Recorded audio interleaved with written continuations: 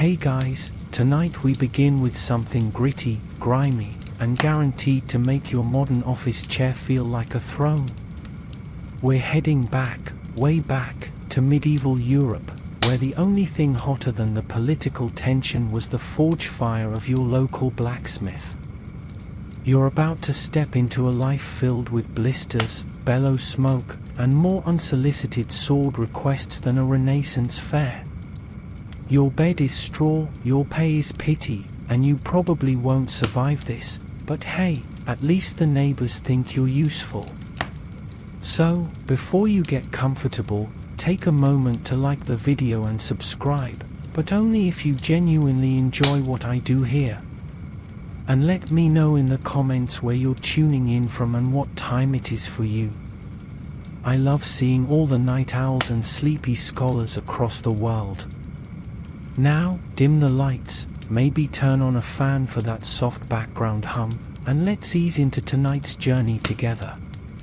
The rooster hasn't even stirred yet, but you're up, groaning softly under a wool blanket that smells vaguely of smoke and forgotten ambition. Your workshop's hearth has gone cold during the night, and your fingers are already numb as you fumble with the flint, trying to coax the forge back to life. You're not just making tools today, you're making time itself, measured in hammer strikes and aching knuckles. Your shop is a wooden shed stuck between the tanner's yard and the rat-infested alley that smells like someone's concept of revenge. Every creak of your boots on the frost-crusted floor reminds you your shoes are older than your last relationship, which is saying something. You pile the charcoal carefully, but of course, you're out. Again. That means trudging into the woods with an axe older than your dad's opinions, chopping logs that will dry unevenly, and praying your back doesn't give out halfway through. Did I mention it's still dark and the forest is filled with noises that sound vaguely carnivorous? Good. Because they are. Historians still argue whether medieval blacksmiths were technically middle class, but you're too busy chasing chickens off your forge stool to care. Every swing of your hammer is a prayer. Not a noble, poetic one, more like, please don't split, you cursed lump of metal. As the sun bleeds weakly through the fog, the village starts to stir. Farmers stomp past your shop with a nod, their eyes saying, fix my plough or face my wrath. The priest wanders by, muttering about a cracked bell he needs repaired before Sunday. Never mind that it weighs more than a donkey with self-esteem issues.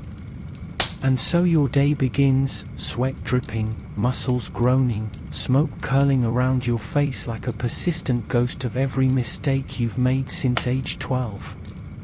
Here's the thing no one tells you about blacksmithing, it's not just the hammering. It's the shaping, the folding, the quenching, and then doing it all over again because the metal warped like a liar's story.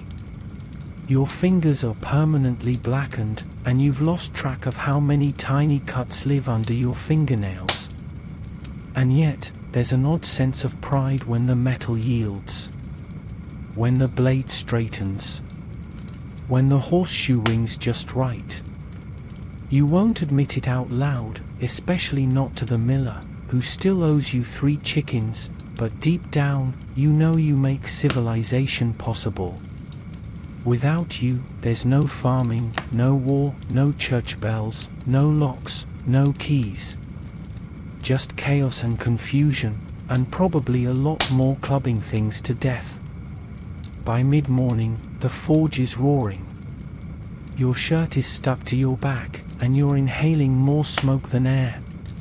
A traveler stops by, eyeing your sword rack with the kind of suspicion reserved for both blacksmiths and tax collectors.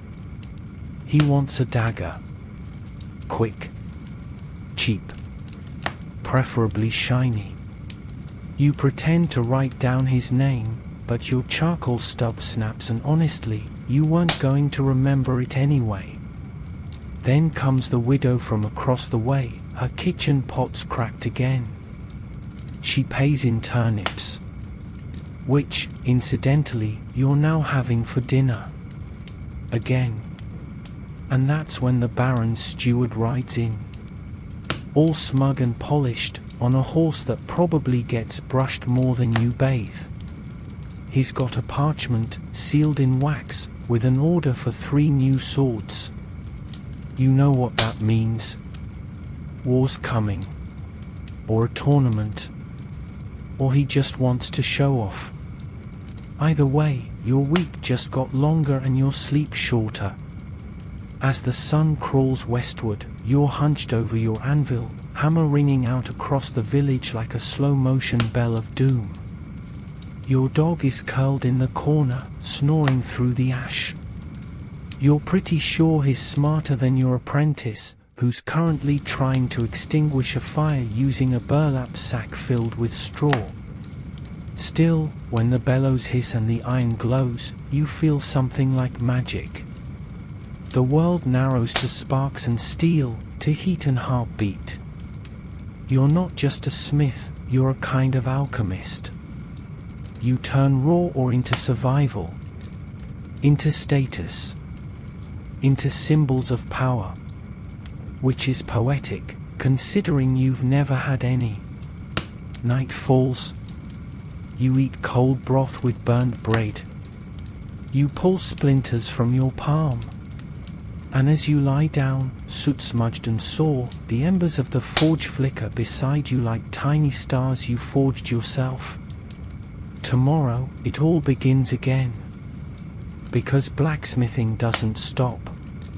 Not for feast days. Not for funerals. And definitely not for sleep. The sun isn't even up, and your stomach's already growling louder than the Baron's spoiled hunting dogs. That's right, today starts with a problem you know too well. You've run out of charcoal. Again. The irony burns more than your forge ever could. You're a blacksmith without fuel. It's like being a knight without a sword or a monk without judgment. And now, thanks to a delivery that never came and a supplier who apparently died or just moved to a better village, it's on you to get some. You grab your axe, a basket, and a sturdy stick, you know, just in case the local boar decides to test your sprinting skills. The forest looms ahead, trees silhouetted like judgmental giants. You trudge through frost-covered grass that crunches underfoot, your breath rising in soft, dragon-like puffs. It would be almost peaceful if it weren't so cold your eyelids creak when you blink. Every swing of the axe sends a shudder down your spine, not just from the effort, but from the realization that this wood will take weeks to dry, and even then, you'll need to burn it slowly in the charcoal pit and smother it just right. Too little air and it's ash. Too much and it's just wood laughing in your face. Historians still argue whether medieval blacksmiths made their own charcoal regularly or relied on separate colliers. Either way, when you're in a tiny village with 3 cows and a priest who thinks thunder is a sin, you're everyone's labor force. By mid-morning, your basket's loaded with cut logs and the beginnings of new blisters. You shoulder it and stumble back toward your shop, tripping once on a tree root you could have sworn wasn't there before. Probably just nature trying to kill you. Again. You pass by old Maud, the local gossip mill in a bonnet. She eyes your bundle, then mutters something about the devil working overtime. You give her a smile that's all teeth and no joy. You've learned not to argue with someone who has more opinions than teeth. Back at your forge, you start prepping the charcoal pit. You dig the hole, stack the wood, cover it with sod, and light it, gently. The trick is to let it smolder for hours without letting it catch fire. That's your evening sorted, then. You'll spend the next 5 hours watching smoke drift into the sky, trying to stop neighborhood children from poking the mound with sticks. Oh, and did we mention the smell? Smoldering bark and damp earth, mixed with the faint aroma of horse sweat and regret. You're going to smell like this for days. And not in a rugged, Blacksmith romance novel way, in a "why is this person allowed in the bakery" way. The hours tick by. You use the downtime to sharpen your tools, mend your gloves, and rewrap the handle of your favorite hammer. It's not sentimental, it's just the only one that doesn't give you hand cramps. You even patch a hole in your apron, which you suspect was caused by the apprentice trying to cut cheese with your forge tongs. Again. As the sun sinks behind the chapel steeple, you finally lift the edge of the sod. Inside the pit, black gold. Charcoal, dry and crumbly, perfect for your forge. You let out a satisfied grunt that might pass for joy if anyone were around to hear it. You haul it inside, coughing as the dust settles around you like ancient soot ghosts. You pour a handful into the hearth, add kindling, and strike a flame. It catches fast, glowing like a promise or a threat. The forge roars to life, the bellows wheezing in time with your arms. You feel something stir in your chest, some pride or survival instinct or both. But there's no rest. Your backlog of orders looms like a tax collector. 3 sickles, 2 horseshoes, a new hinge for the butcher's door, and something the reeve described as a poking thing for cheese thefts. You decide not to ask. As you begin hammering out a curved blade, the rhythmic clink echoes through the village. Birds go quiet. Dogs bark once, then retreat. It's not magic, it's metal music, your call sign to the world that someone in this dump knows how to do things. And then, just as you find your groove, the door bursts open. A boy, wild-eyed and muddy, yells that the reeve's ox has broken its yoke again. It's urgent, of course. It always is. You nod, set down your hammer, and mentally prepare yourself to wrestle a 1,200-pound animal you didn't wrong but who definitely holds a grudge. In the barn, the ox stares at you like it's considering revenge for all past and future blacksmiths. You work fast, hammering the broken iron back into shape, avoiding hooves, and dodging, let's call them, presents on the floor. The job gets done. Barely. You walk away with bruises in places you didn't know could bruise. Back in your shop, your forge is still burning. A rare blessing. You toss in more charcoal and watch the flames dance. And for a brief second, it's beautiful. The heat wraps around you like a blanket forged in rage and survival. You hammer until your arms scream, until your eyes sting from smoke, until the stars rise and the last villagers crawl into bed. And when you finally stop, your body isn't sore. It's beyond sore. It's a carefully arranged collection of mild injuries held together by grit and whatever medieval ale you'll drink later to forget all of this happened. You fall into bed, soot-streaked and smoke-scented, listening to the dying hiss of the forge. And just as sleep takes you, your last thought is, tomorrow you'll need more charcoal. The rooster crows like it's personally offended that you're not already awake, and you groan into your straw mattress. Muscles scream. Shoulders refuse to cooperate. Knees debate mutiny. But the forge won't tend itself, and the village certainly won't make its own tools, unless you count that one guy who tried to fix his hoe with twine and positive thinking. It did not go well. You drag yourself up, throw on the same tunic you've worn for 3 days, and shuffle toward the forge. The coals are cold. Again. You start the tedious ritual, kindling, flint, smoke, swearing, more flint, more swearing. Eventually, a tiny flame catches.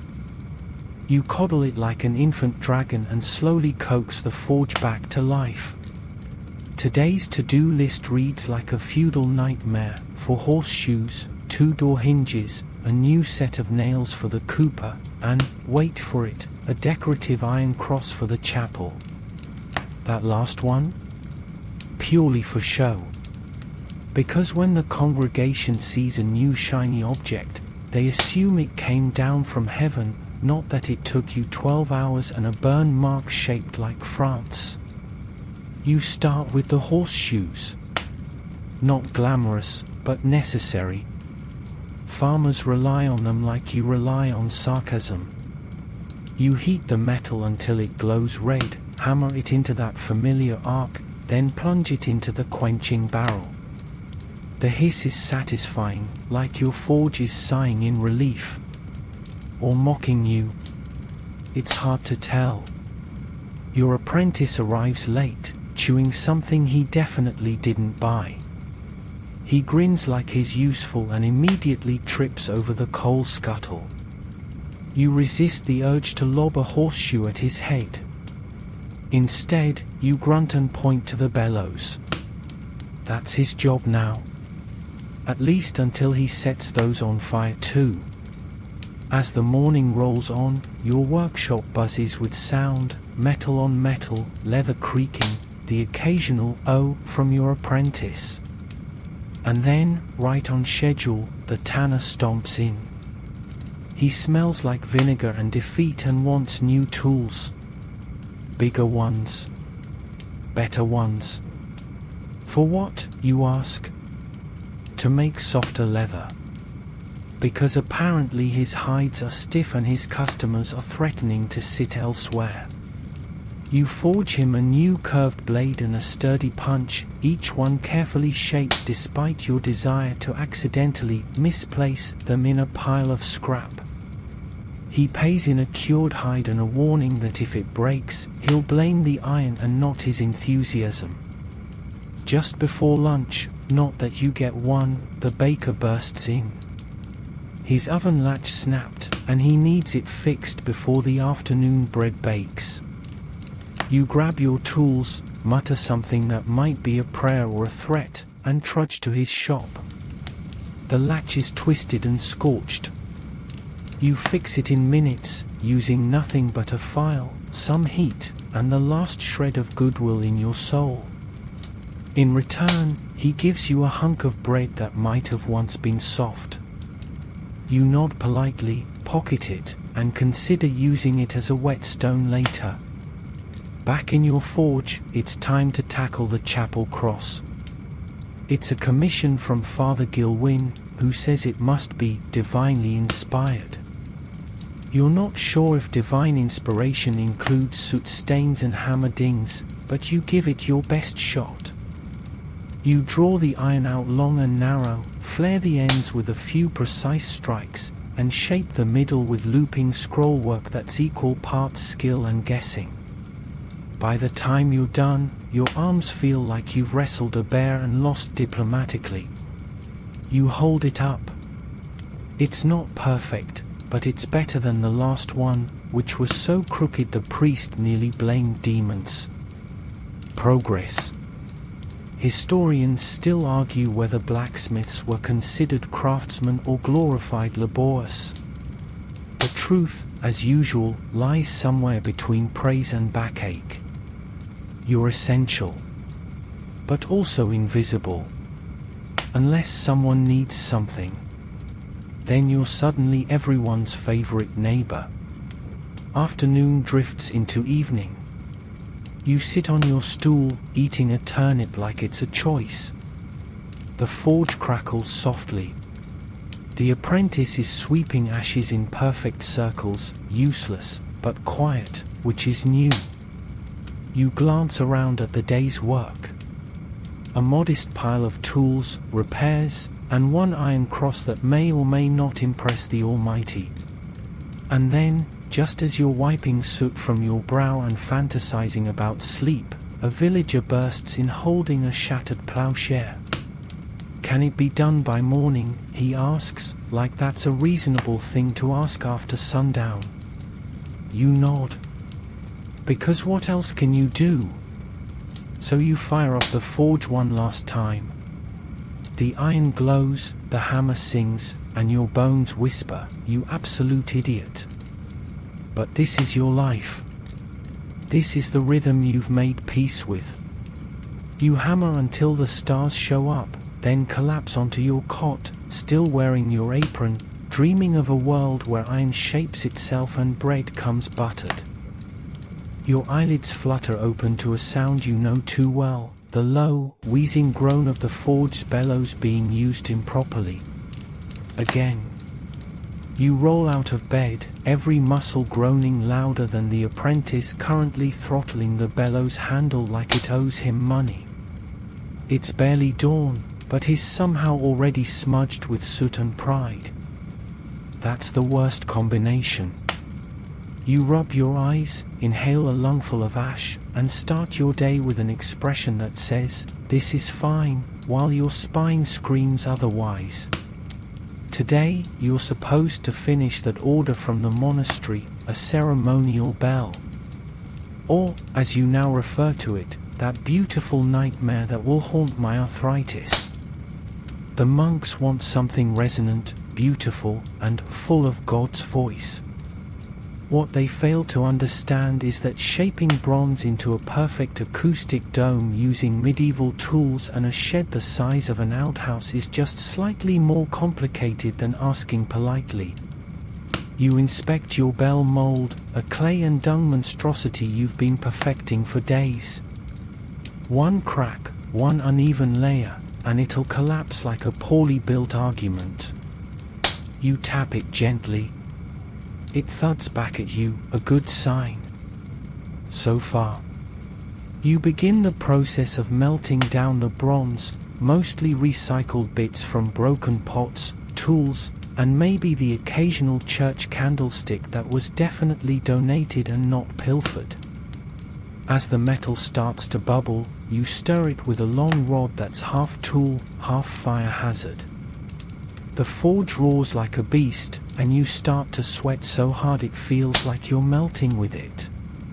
The temperature inside your workshop could bake bread, or you, if someone felt ambitious.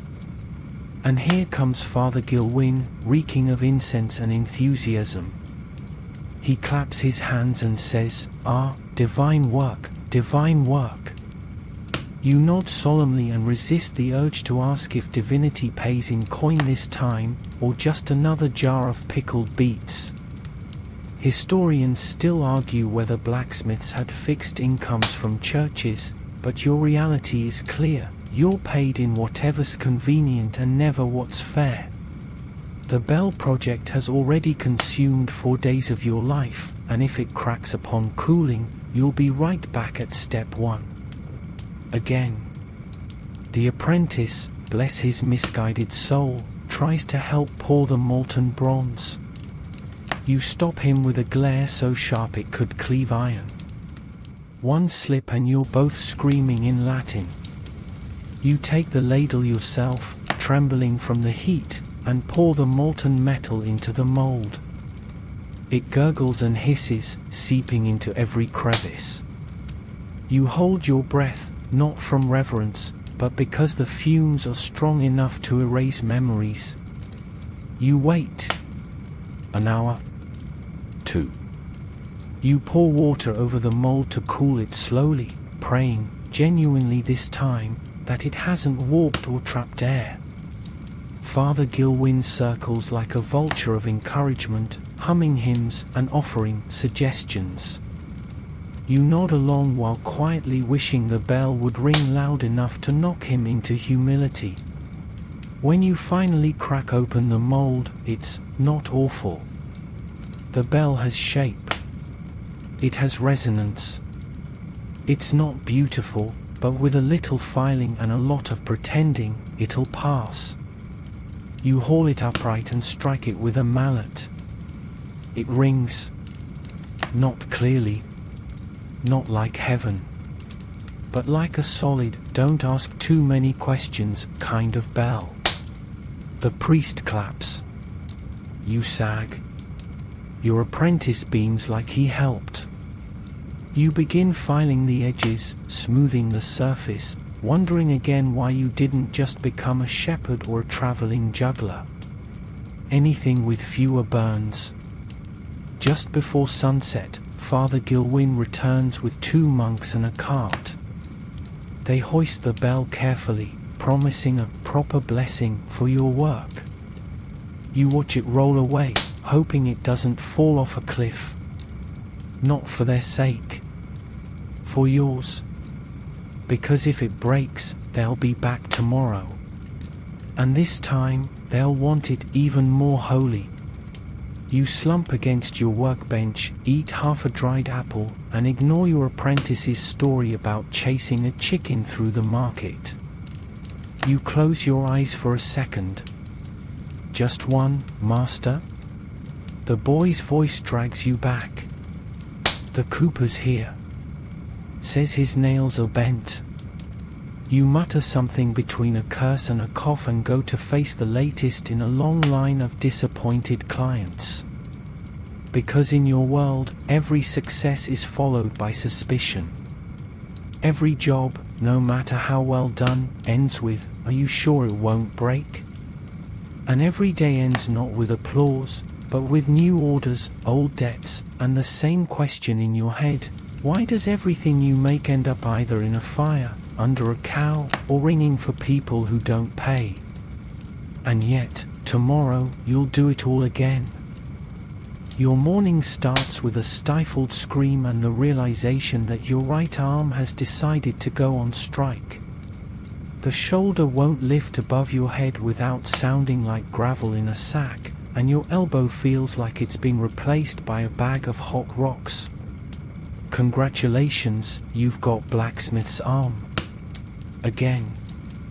You swing your legs off the bed and immediately regret it.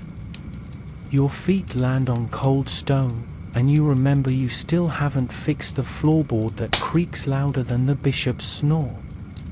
The air is thick with forge smoke, charcoal dust, and the faint lingering scent of regret from yesterday's burned bread. You limp toward the forge, each step a small argument with physics and faith. Today, it's time to produce an order so repetitive it might actually drive you into a philosophical crisis. Nails. Hundreds of them. Pointy, dull, bent, perfect, whatever kind the carpenter will accept, as long as he gets them before noon. You grab the long rod of iron, heat it until it glows, and begin the process. Cut. Heat. Point. Hammer. Repeat. It's the blacksmith's version of counting sheep, except the sheep are metal and angry. The rhythm is almost meditative, until you miss a strike and catch your knuckle. Again. No one dreams of making nails. Not even other nails. But in a world built of wood, every home, every barn, every chicken coop hinges, literally, on your work. You are the reason the village doesn't collapse like a poorly told sermon. Historians still debate whether nail making was a full-time job or part of a broader smithing practice. In your case, it's both. Today you're the nail king. Tomorrow? Probably the "why did my side bend like this" guy. By mid-morning, you've got a pile of nails so beautiful you almost want to hug them. Almost. They're still hotter than a knight in full armor at a midsummer wedding. You drop them into water to cool, watching the steam curl upward like tiny judgmental ghosts. You've got 2 buckets full when the carpenter's apprentice shows up, chewing on straw like it's a valid personality. He eyes the nails. Grunts. Says nothing. Just hauls them away like a silent insult to your craftsmanship. You stand there, blinking in his wake, wondering if you imagined the whole thing. Then you see he left a wooden token behind. Payment. Sort of. You're about to take a break, just a little sit down, maybe a stretch, when you hear the unmistakable voice of Lord Brevin the mildly impressive. He's approaching with his usual entourage of nervous dogs and confused cousins. You know what's coming before he even speaks. A sword, he says. I need one. By Monday. It's Friday. You nod slowly, already calculating how much sleep you won't get and how many times you'll accidentally drop a hammer on your foot. Again. He wants something elegant but deadly, a phrase he stole from a bard and clearly doesn't understand. You show him your current stock, which he sniffs at like it's a plate of undercooked turnips. No, he insists. I want it forged for me. Custom. You wonder if it would be rude to suggest he custom forges his own weapon. Then you remember he owns half the land your house is barely standing on. So, you smile, nod, and begin drawing up designs that he won't understand and probably won't pay for either. The rest of the day is a blur of filing, measuring, hammering, and questioning your life choices. Swordsmithing is a delicate balance of brutality and precision. One wrong strike and the blade could warp. One tiny air bubble and it might snap during battle, or during dramatic posing in the town square, which is more likely. The forge blazes hotter than usual. Your skin is damp, your clothes stick to you like clingy memories, and your eyes sting from sweat. You shape the blade slowly, folding it, beating it, shaping it again. The steel resists at first, like all things born to endure, but it starts to give. Just as you're reaching a rhythm, your apprentice drops a pair of tongs. The clatter breaks your focus, and you nearly burn the edge. You turn to him with the calm, seething rage of someone who's been woken from a dream of retirement and cheese. Hold this, you say, handing him the bellows rod. And don't breathe wrong. Hours pass. The blade takes shape. The hilt begins to form under your skilled, blistered hands. You work through dusk, through supper, through the part of the evening where most villagers are sharing stories and ale while you're sharing space with a temperamental pile of glowing metal. Finally, you set it down. It's rough, unfinished, but it's a beginning. You stare at it for a moment, thinking about the men who'll hold it, the fools who'll swing it, and the one who'll probably drop it during his first duel. But for now, it's yours. And it's almost beautiful. You collapse into bed with hands that won't unclench and shoulders that hum with ache. And just before you sleep, you smile. Because tomorrow, you get to make the scabbard. And you still haven't been paid. The morning greets you with the soft, wet squish of your foot sinking into the workshop's dirt floor. Rain fell overnight, seeping in through the thatched roof like a polite invasion. Your first thought is not, oh no, or even, I should fix that. It's, well, at least I can cool metal in this puddle now. You hobble over to the forge, which is half drowned and sulking like a teenager forced to do chores. The embers are a soggy mess of charcoal sludge, and the air smells like burnt hope. You stoke the fire back to life with a patience you definitely weren't born with, adding dry charcoal from the bag you smartly stored behind the bellows, one of your few good decisions this week. Today's masterpiece, finishing the Baron's sword and crafting a scabbard worthy of someone who once got stuck in his own armor. You start by oiling the blade. It gleams faintly in the morning light, cool and sharp, a rare moment of triumph. But now comes the less glamorous task, the scabbard. It's not just a sheath. It's a fashion statement. A status symbol. A way for Lord Brevin to say, I could stab you, but I won't. Probably. You rummage through your leather scraps. Most are stiff, some are moldy, and one has suspicious bite marks. You pick the least offensive one and begin cutting. You'll need wood too, thin slats to reinforce the inside. Naturally, the apprentice has used the last good pieces to fix a chicken coop. You sigh, grab your hatchet, and head to the woodpile, already soaking through. You chop, shave, sand. Each motion is a tiny betrayal to your wrists. The rain has stopped, but your sleeves haven't noticed. Everything's damp. Your tools, your boots, your mood. And that's when you notice the smell. Something between wet dog and ancient cheese. You look down. Your apprentice is back, carrying a goat. Why? No one knows. Not even the goat. I thought we could trade it for more leather, he offers, beaming like his invented economics. You tell him, politely, firmly, and with as little yelling as possible, to put the goat outside and help with the stitching. He uses the wrong thread. Twice. Still, slowly, the scabbard takes form.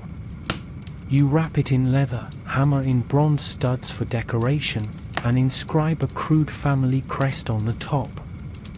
It looks more like a chicken with a crown, but it's fine. The Baron won't notice, he barely recognizes himself in mirrors. As the blade slides snugly into its new home, you allow yourself a sliver of pride. Not joy, that's too ambitious, but something slightly north of ooh. You test the fit, make a few adjustments, then polish both sword and scabbard with a scrap of cloth that was once a tunic sleeve. Possibly yours. And then, the real moment of the day arrives. You look down. Your boots. Your poor, miserable boots. There are more holes than leather now. One sole is half detached, flapping like it's trying to escape your lifestyle. You've been putting off repairs for weeks. No more. You sit down, pull them off, and start restitching with coarse thread and hope. The leather is brittle. Your fingers are numb. The needle keeps slipping. This is what they don't show in the tapestries, the hero of the town hunched over his own footwear, cursing at a soul like it insulted his mother. Historians still argue whether blacksmiths made their own shoes. You do. Not well, not proudly, but out of sheer necessity.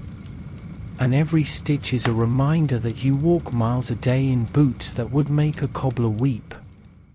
By late afternoon, you're done. The boots are fixed, which is to say they're slightly less terrible. You stand, test your balance, and immediately step into a pile of goat droppings.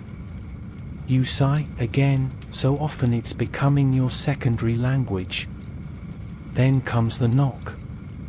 Lord Brevin, in full parade regalia, ready to inspect his custom weapon. You hand it over with as much ceremony as your aching arms will allow. He draws the sword, swishes it once, and nods. Good weight, he says. Balanced. Looks sharp. He pauses. Can you make a matching dagger? You smile like you've just been handed a bouquet of stinging nettles. Of course, my lord. He leaves, cape trailing in the mud, blissfully unaware of the puddle he just tracked through your entire shop. You look at the forge. Still burning. You look at your hands. Still bleeding. You look at your apprentice. still playing with the goat. And you realize this is your life.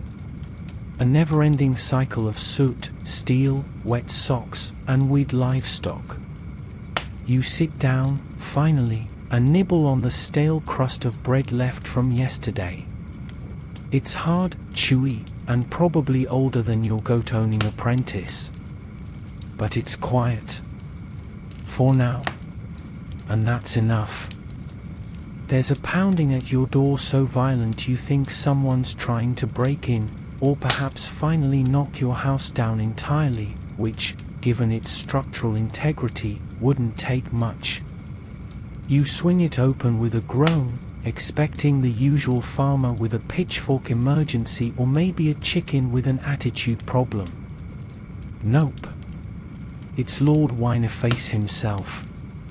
Well, technically, Lord Brevin of Wintonshire, but let's not pretend anyone calls him that outside of formal scrolls and bribes. He's dressed in full polished armor, freshly oiled, and clearly not designed for any kind of combat, unless it's against fashion sensibility. His squire, no older than 14 and probably regretting every life choice, trails behind him holding a bundle wrapped in cloth. "I need a repair," the Lord announces, as though declaring a royal decree. "Urgent." You don't move. Not out of defiance, but because your back just locked up from yesterday's scabbard job and your legs have the rigidity of smoked ham. You grunt, which is medieval for "come in," but I'm not thrilled about it. The squire lays the bundle on your workbench and unveils the contents, a sword snapped clean at the hilt. You blink. Then blink again. "What exactly did you do to it?" you ask. "Practiced against a tree," Lord Brevin says, as if that explains anything. "The tree won." Of course it did. You lift the blade. The break is ugly, jagged, splintered, almost artful in its violence. The handle's warped, the crossguard bent, and there's a bit of what looks like honey on the pommel. You don't ask. "I need it repaired by tonight," he adds. You blink a third time. That's the medieval craftsman equivalent of laughing in someone's face. "Tonight," you say slowly, carefully selecting your sarcasm like a fine spice. "Yes. I'm expected at a banquet. There will be sparring. I must defend my honor." You look at the sword. Then at the man. Then back at the sword. "Well," you say, "you could always bring the tree." The squire snorts before covering his mouth. Lord Brevin does not laugh. He puffs up like an angry goose in armor. "Will it be ready?"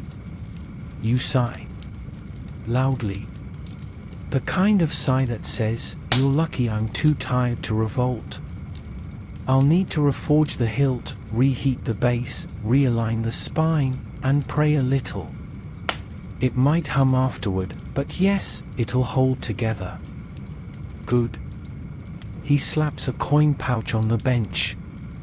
It makes a sound like sadness and copper. You peek inside. 6 coins. Barely enough to buy firewood, much less your silence about the honey.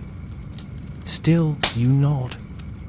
Because saying no to a noble means suddenly becoming very familiar with the inside of a dungeon, or worse, being volunteered to repair a dungeon. He leaves with a swirl of his cloak. The squire mouths sorry as he follows. And so, you get to work. You set the forge roaring, heating the remnants of the blade until they glow like angry coals. You file the jagged edges down, reshape the hilt, and reforge the tang.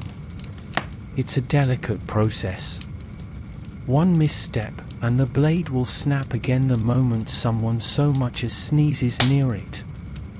You replace the crossguard with a sturdier one, scavenged from a broken halberd you found 2 years ago and had the foresight not to toss. The grip, wrapped in a strip of leather from your own apron. Sacrifice is part of the job.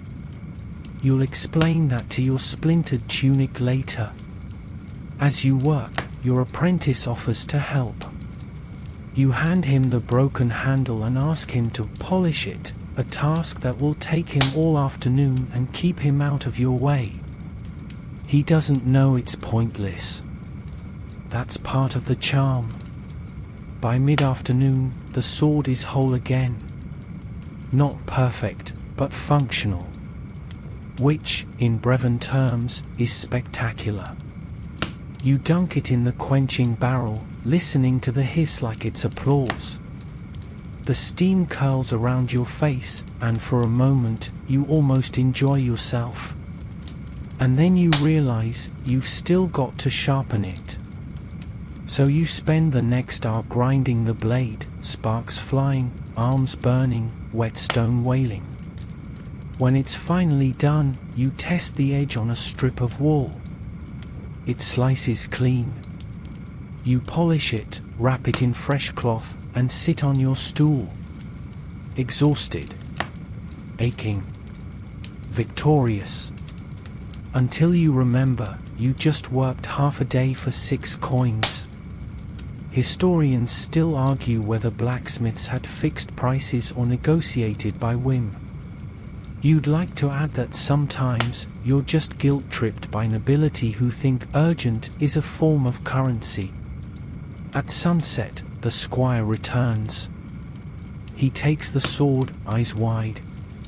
Did you fix it? You unwrap the blade with a flourish. It glows faintly in the fading light. He gasps. You nod like the world's most exhausted wizard. Tell him not to hit any more trees, you mutter. The squire grins.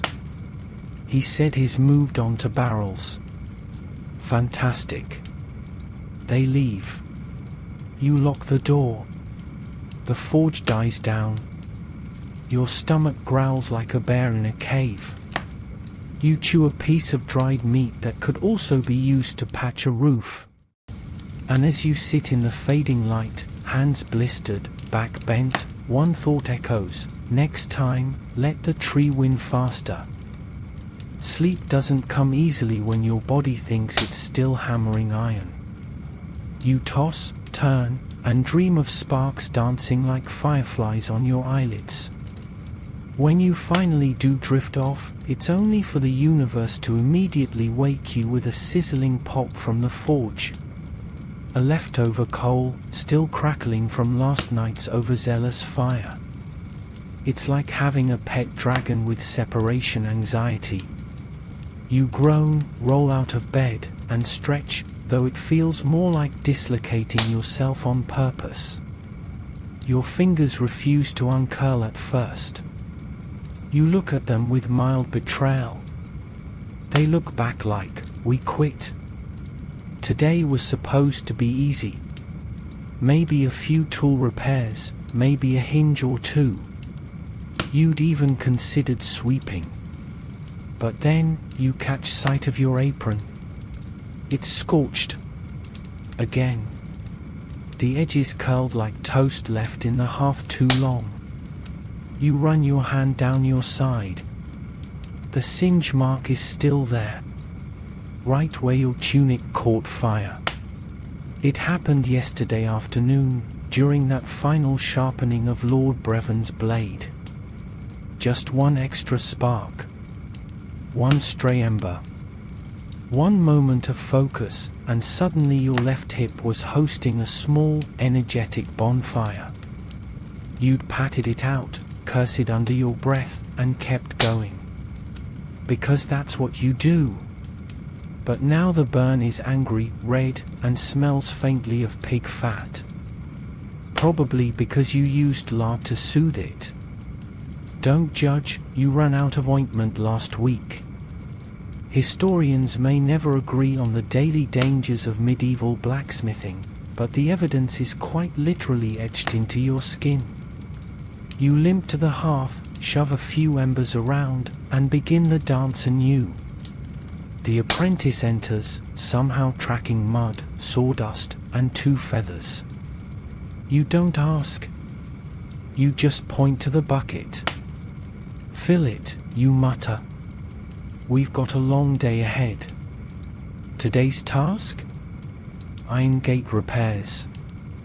The Abbey's western door is rusting through like a sinking ship. They claim divine protection, but even God apparently has a blind spot for hinges. You gather your tools, sling them in your satchel, and head across the village square, which is now half mud, half puddle, and fully determined to soak your only dry socks.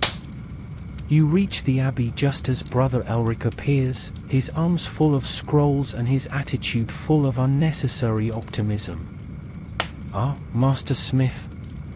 A beautiful morning, yes." You blink slowly. A drop of rain hits your nose. You say nothing. He leads you to the gate, which is somehow worse than you expected. Bent bars, split welds, and one hinge that's dangling like it just gave up halfway through life. You kneel, inspect, and begin working. Sparks fly again. Heat, hammer, hiss. It's like breathing by now, this rhythm. The tools feel like extensions of your body, which is unfortunate because your body currently feels like it belongs to someone twice your age and 3 times as bitter. Halfway through the repair, your sleeve brushes against a hot rivet. Instinct takes over. You pull back, hiss in pain, and watch as a perfect oval of your tunic turns black and curls away. "Oof," Brother Elric says. "That's smouldery." You stare at him. He backs away. With one arm burned and the other still stiff from Lord Brevon's idiocy, you finish the job one-handed. Because you're stubborn. Because you're proud. Because the gate needs to swing open for this Sunday's sermon, or someone will accuse the entire Abbey of heresy based on rusty creaking alone. You test the gate. It swings. Barely. But it swings. Elric claps. Marvelous. Like the breath of heaven itself. You wonder briefly what heaven smells like. It's probably not wet iron and burned wool. The monk hands you a small parcel as payment. You open it after he disappears behind the door. Dried figures. You don't even like figures. On your way back, you stop at the well, splash water on your face, and notice your reflection. Hair soot-streaked. Eyes permanently narrowed. There's a smudge of ash on your cheek that's been there so long it might be a birthmark now. You sigh.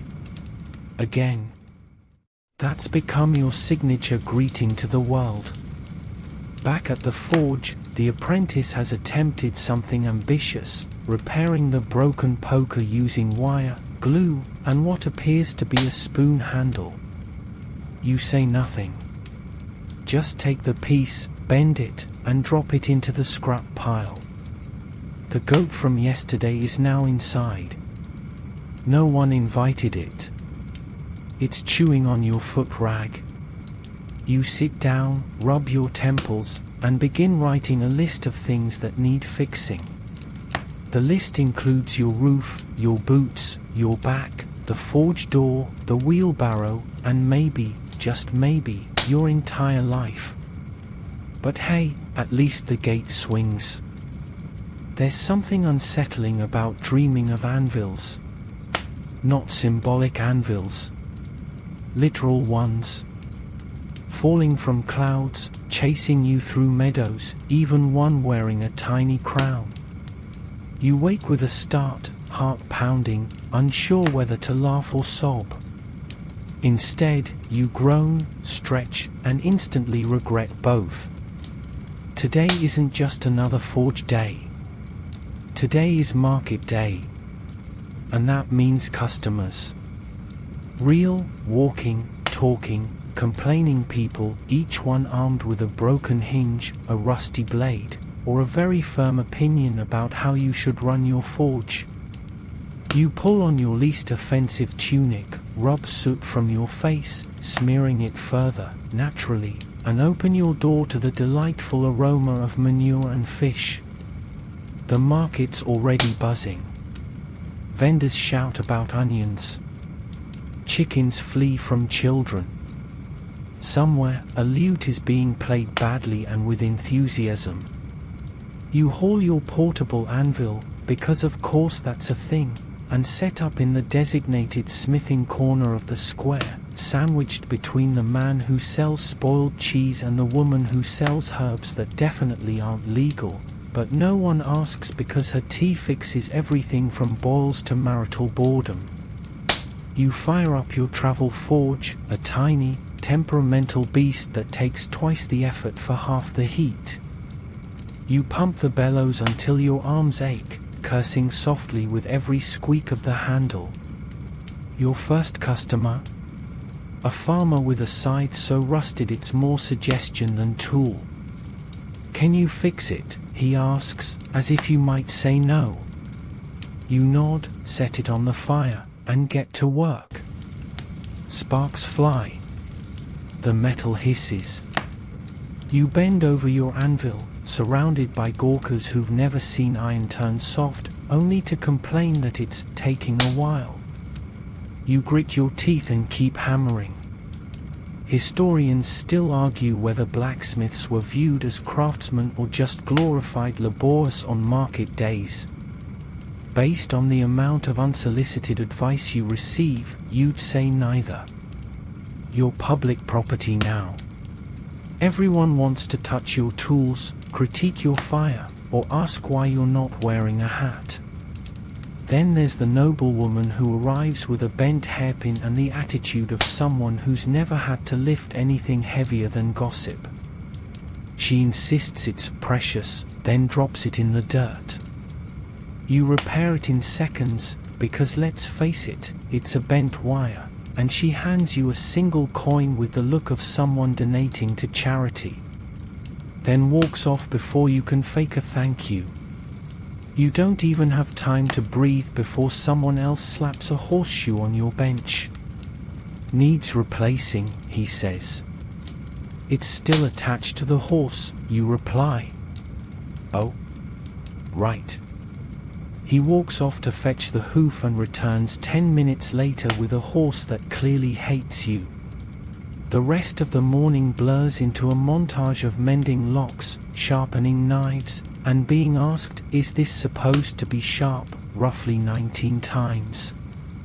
One man brings a helmet with a hole in it and asks if you can make it less hole. Why?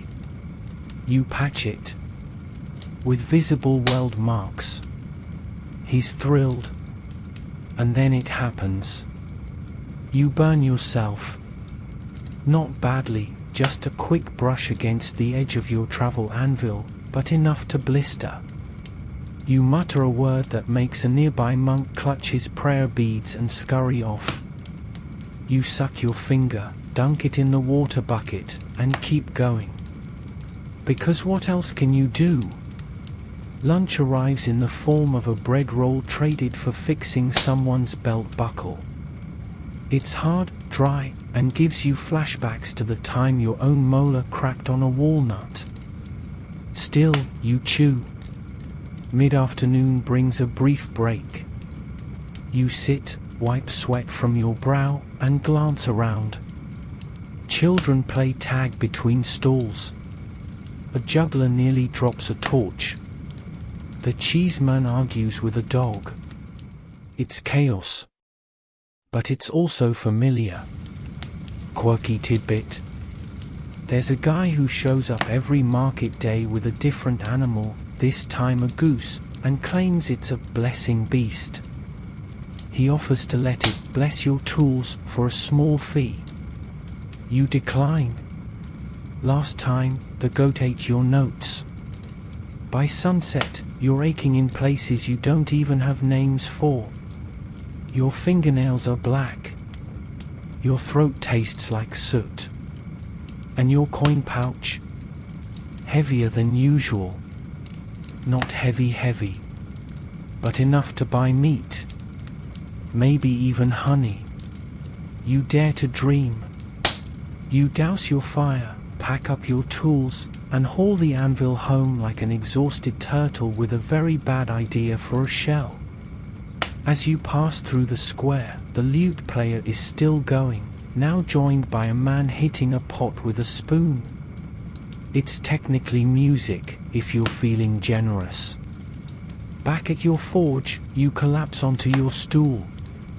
You count your coins. You stare at your burn. And for once, you allow yourself to think, maybe today wasn't so bad. And then the apprentice walks in, holding a broken pitchfork and says, "So? I tried to fix this myself." You stare into the middle distance, wondering if geese really can bless tools. Because at this point, you'll take anything. You dreamt you were being chased by molten iron. Again. Only this time, it had legs.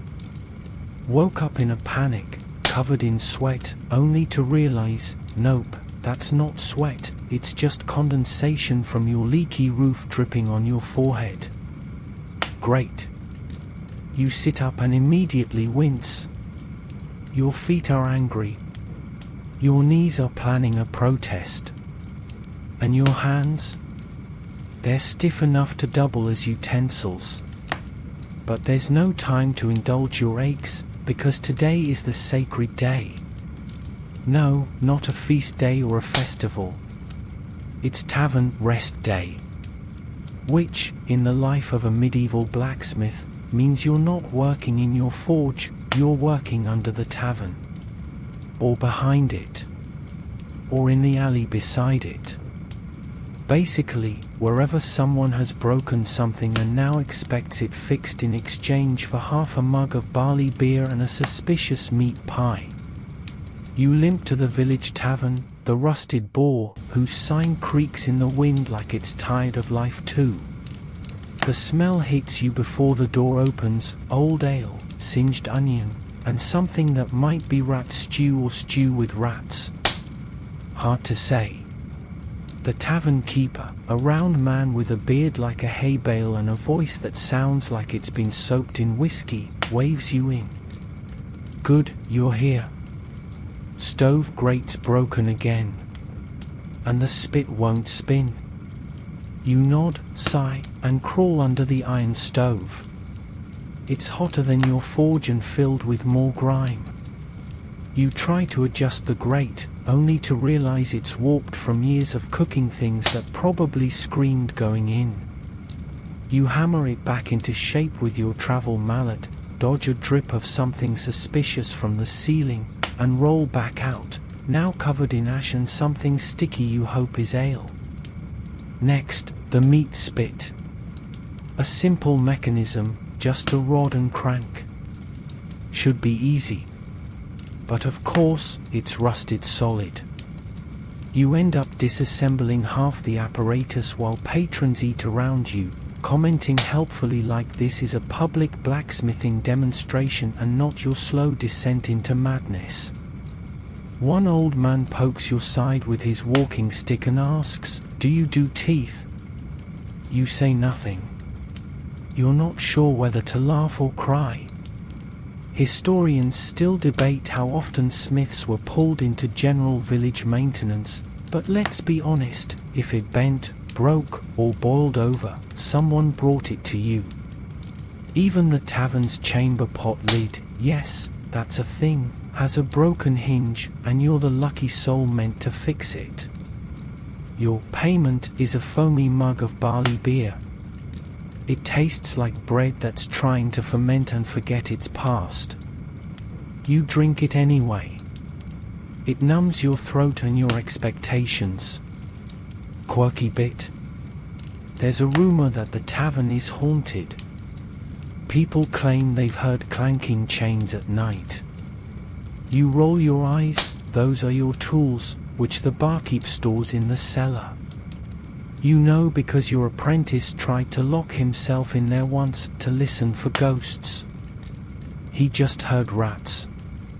Speaking of the apprentice, he shows up midday, wide-eyed and holding a chicken. Not again. She followed me, he says. She's wearing a string harness, you point out. She's adventurous, he replies. You make him tie the chicken to the ale barrel. She's better company than most of the customers, anyway. Midday drags on. The tavern fills. People stumble in with knives to be sharpened, buckles to be bent back, and one man who wants a spoon turned into a fork for variety. You comply. You're too tired to argue with cutlery whims. One man slaps a twisted poker on your bench and declares, "This stabbed my cousin." You nod solemnly and straighten it out. No one asks questions on tavern day.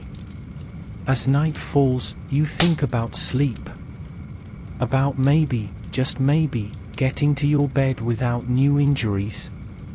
But then the barkeep beckons you over with that gleam in his eye. Not excitement. That other gleam. The "I've broken something large and important" gleam. Turns out the tavern sign's bracket has rusted through and now swings wildly, threatening to decapitate every third customer. So up you go, climbing a wobbly ladder made of hope and termite poop, hammering in new supports with your one good hand while the other holds onto your dignity for dear life. You fix it. Barely. You descend. Slowly. You're offered a slice of pie. You ask what's in it. They say, "Don't ask." You don't. You walk home under the stars, too tired to think, with grease on your face and a chicken feather in your boot. Back at the forge, you sit down, peel off your boots, and inspect your latest collection of blisters and bruises. You consider the day. Technically, it was your day off. You awaken to a soft, rhythmic thud. It's not the apprentice trying to kill a spider again. It's the unmistakable sound of metal softly yielding to age, rust. And it's coming from inside your forge. You bolt up, well, creak up, and limp over to your workbench. The source becomes horrifyingly clear, your best hammer. Your faithful, slightly crooked, perfectly weighted hammer has a rash of orange freckles climbing its shaft and speckling its head. You hold it up to the light like it's a wounded bird. You whisper comforting words. You promise to fix it, to clean it, to treat it right. But deep down, you know, this is the beginning of the end. Rust is the silent assassin of your profession. No crash, no clatter. Just slow decay. And you live in the perfect environment for it. Damp thatch roof? Check. Rain every other day? Check. Forge fumes swirling like confused ghosts? Triple check. You scrub the hammer down with a cloth, wincing as flecks of orange crumble off like dandruff from a forgotten god. You dip it in vinegar, your secret rust-fighting weapon, and begin the delicate process of sanding. Tiny circles. Gentle pressure. Whispered threats. Historians argue whether medieval blacksmiths fully understood rust's chemical process. You argue you understand it intimately, like a bitter ex who shows up uninvited and ruins all your best things. And it's not just the hammer. It's your tongs. Your anvil base. Even your decorative scrollwork samples, which no one asked for but you made anyway because art is suffering. all of them, slowly falling apart like your patience. To fight back, you perform the sacred rituals, oiling the metal, heating it gently, cursing at it in 3 different languages, 2 of which are just aggressive grunting. Your apprentice wanders in, sees you mid-polish, and asks, "Is that for a noble?" "No," you reply. "It's for dignity." He backs away slowly. You make a list in your head. You'll need new storage methods. Hanging racks. Oilcloth. Maybe a better roof. Definitely fewer goats. And then, just to really punctuate the theme, a local farmer stumbles in with a bucket full of, wait for it, rusty nails. "Can you fix these?" You stare at him. "They're nails," you say. "I know," he grins. "But I don't trust new ones." You take them, not because it makes sense, but because you're too tired to explain metallurgy to someone who thinks the moon causes sore knees. You lay the nails out, heat them, brush the rust off with a wire bundle you crafted years ago and forgot about until just now. They emerge looking slightly better. Not new, but not dead. Like your hope. Then comes the real challenge, the plowshare. It's massive, caked in dirt, rusted through like cheesecloth. The farmer says it's still got some years in it. You wonder if he's talking about the plow or himself. You inspect the damage. It's deep. You'll need to grind it down, patch it, reforge parts of the edge. A full morning's work, easy. You quote him a price. He gasps like you suggested selling his third-born child. He offers eggs instead. You counter with eggs and a small sack of barley. He nods. The deal is struck. You start work. As the hours crawl by, your shop fills with smoke, sparks, and sweat. The plowshare begins to transform under your hammer. Not perfectly, there are pits too deep to fix, but strong enough to till earth without turning into flakes of regret. Your apprentice watches quietly, which is rare. Then, in a moment of boldness, he asks, "Why do you bother fixing old things? Isn't it easier to make new ones?" You pause, lean on your hammer, and look at him. "Because old things have history," you say. "And because new things, if you're not careful, rust just the same." He blinks, nods, wanders off, probably to tell the goat. As twilight falls, the forge crackles low. Your tools are clean. Your plowshare is patched. Your anvil, well, it's still scarred, still stubborn, still holding strong. You rub a little oil into your hammer handle and hang it carefully on the rack. It's not perfect, but it's yours. And for now, that's enough. It's barely dawn when the church bell rings, once, then again, then a third time, with just enough urgency to make you flinch. That can only mean one thing: something has gone horribly, publicly wrong. You roll out of bed, dread already tightening in your stomach like a too-short belt. As you open your door, a small crowd is gathering in the square. Children whisper, elders scowl, and the town priest waves his arms with the flair of a man who's just found sin in his soup. You trudge closer, boots squelching in the muddy street, and push past the onlookers. There, in the middle of it all, is a horse. A very confused, very embarrassed-looking horse. And on one of its hooves, your horseshoe. Or rather, what used to be your horseshoe. Now it's hanging by a single, twisted nail, bent like a bad idea and dangling off the hoof like it's trying to escape the scandal. You don't need to ask. The priest sees you and points dramatically, finger quivering like it's been waiting for this moment all year. You, Blacksmith. This horse lost its shoe during Mass. You raise an eyebrow. Did the sermon trip it? No one laughs. Not even the horse. The priest is trembling with righteous indignation. This is a sign. A warning. Metalwork gone wrong is a reflection of the soul. You resist the urge to ask how often his robes tear during laundry day.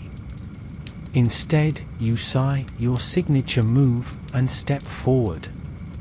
The farmer, red-faced and fidgety, helps steady the horse while you crouch and examine the damage. The horseshoe isn't cracked, just poorly nailed. You remember the order. It was a rush job. The kind of thing done in poor light and high stress. Still, you feel a pang of guilt. Not because the priest is huffing like a goat with opinions, but because your name is your craft, and your craft is on display. In the mud. On one leg. You remove the mangled shoe, heat it right there in your portable brazier, because yes, you've started carrying one after last week's pot handle incident, and reforge the edge. The crowd watches in silence, the way people do when they're hoping you mess up just a little so they can feel better about their own messes. You hammer carefully, reshape the shoe, cool it in your bucket, and nail it back onto the hoof. The horse flicks its tail in vague approval. Then comes the part you didn't plan for, the blessing. The priest steps forward, sprinkles water on the hoof, and begins chanting. You stand there, half soaked, half annoyed, half amused. That's too many halves. But it fits the mood. Quirky village tidbit. This isn't the first time a blacksmith has been accused of spiritual meddling. According to local legend, one of your great-uncles accidentally shod the devil's mule. Or so they say. He just said it was a really ugly donkey.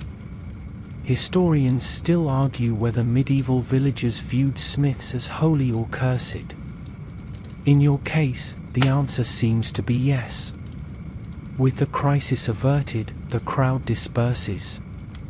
The priest mutters something about watching your forge more closely, then waddles off. The farmer slips you 2 small coins and a chunk of cheese that smells like ambition and despair. Back at your shop, you sit on your bench and exhale. That kind of public spectacle tends to linger, like smoke in wool. You inspect your tools. They're fine. You check your forge. Still hot. You roll your neck and try to pretend you're not about to relive that hoof moment every time someone mentions Sunday. Your apprentice arrives late, as usual, and says, "Did you hear the church thinks you're cursed?" "No," you say. "I lived it." He nods thoughtfully. "Should I make a horseshoe charm to hang over the forge?" "Only if it's decorative," you reply, "and only if you don't try to nail it into anything I care about." You try to salvage the rest of the day. There's a small sickle to resharpen, a bucket handle to re-rivet, and someone's attempt at a sword that you secretly think was meant to be a butter knife. You work in silence, your hammer falling in soft, methodical beats.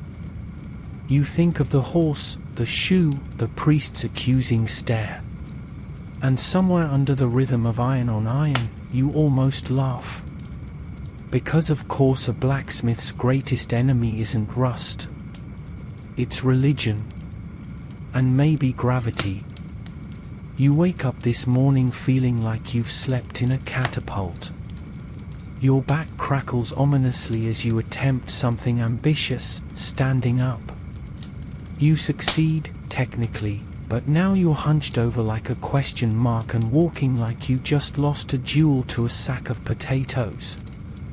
There's a chill in the air that your bones detect before your brain does. The fire's gone out. Again. You wrap a shawl, okay, a flour sack with dignity, around your shoulders and hobble to the forge like a medieval Quasimodo.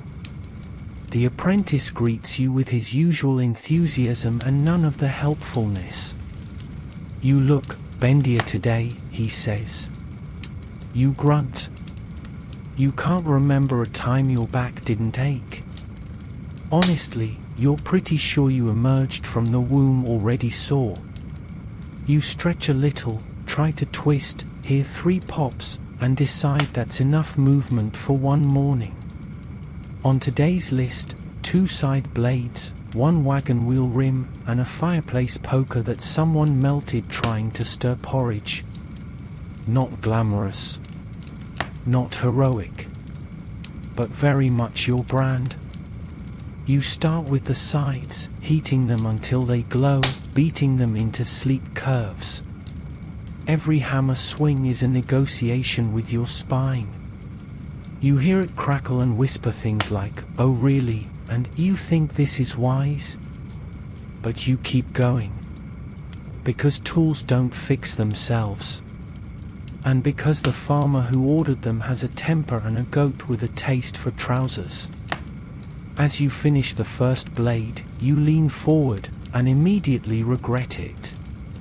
A bolt of pain shoots from your lower back to the base of your skull, like lightning made of knives. You collapse onto your stool, gasping like you've just been drop-kicked by history itself. The apprentice runs over, alarmed. "Are you dying?" "Only partially," you whisper. He offers to finish the job, and for once, you let him. He's not terrible. Not great. But the scythe only needs to be sharper than a weed, not smarter than one. As you watch him work, you rub your back and remember something your father once said: if your spine still bends, you're not finished yet. You're starting to think he said that because he didn't know about lying down. Historians still debate the average life expectancy of blacksmiths. Based on how you feel, you suspect it was not nearly long enough. You switch tasks, hoping variety might trick your muscles into compliance. The wagon wheel rim is straightforward, if heavy. You roll it into position, prop it up, and begin reinforcing it with heat-softened iron. You manage one pass of the hammer before your arm joins the rebellion. Now it's shoulder pain, radiating like a bad idea across your collarbone. You mutter a few creative oaths and dip your hands in the water bucket. It helps. Barely. And then, you remember. The thing. The thing that haunts your days and nights and dreams. The back brace. A leather and wood contraption made by a traveling tanner with more ideas than sense. It straps around your middle, pulls your shoulders back, and smells like wet dog. You wore it once. It helped. Sort of. Until the apprentice laughed so hard he snorted milk through his nose. You dig it out from under the cot, strap it on, and immediately feel like a corseted turtle. But at least you can stand without sounding like a breaking chair. You return to the forge, brace cinched tight, arms trembling. The fireplace poker sits beside the anvil like it knows it's the final boss of the day. You heat it gently, stretch the melted lump into a usable rod, and shape a new handle. It takes longer than it should. Everything takes longer now. As twilight creeps in, you finally sit. You stare into the coals, hypnotized by the glow, feeling every joint sigh in unison. Your hands are swollen. Your knees are plotting revenge. And your back? Your back is writing a letter to your future self titled, "Why did you do this to me?" The apprentice joins you, chewing something unidentifiable. Do all blacksmiths hurt like this? You nod. Eventually. He's quiet for a moment. Then, why keep doing it?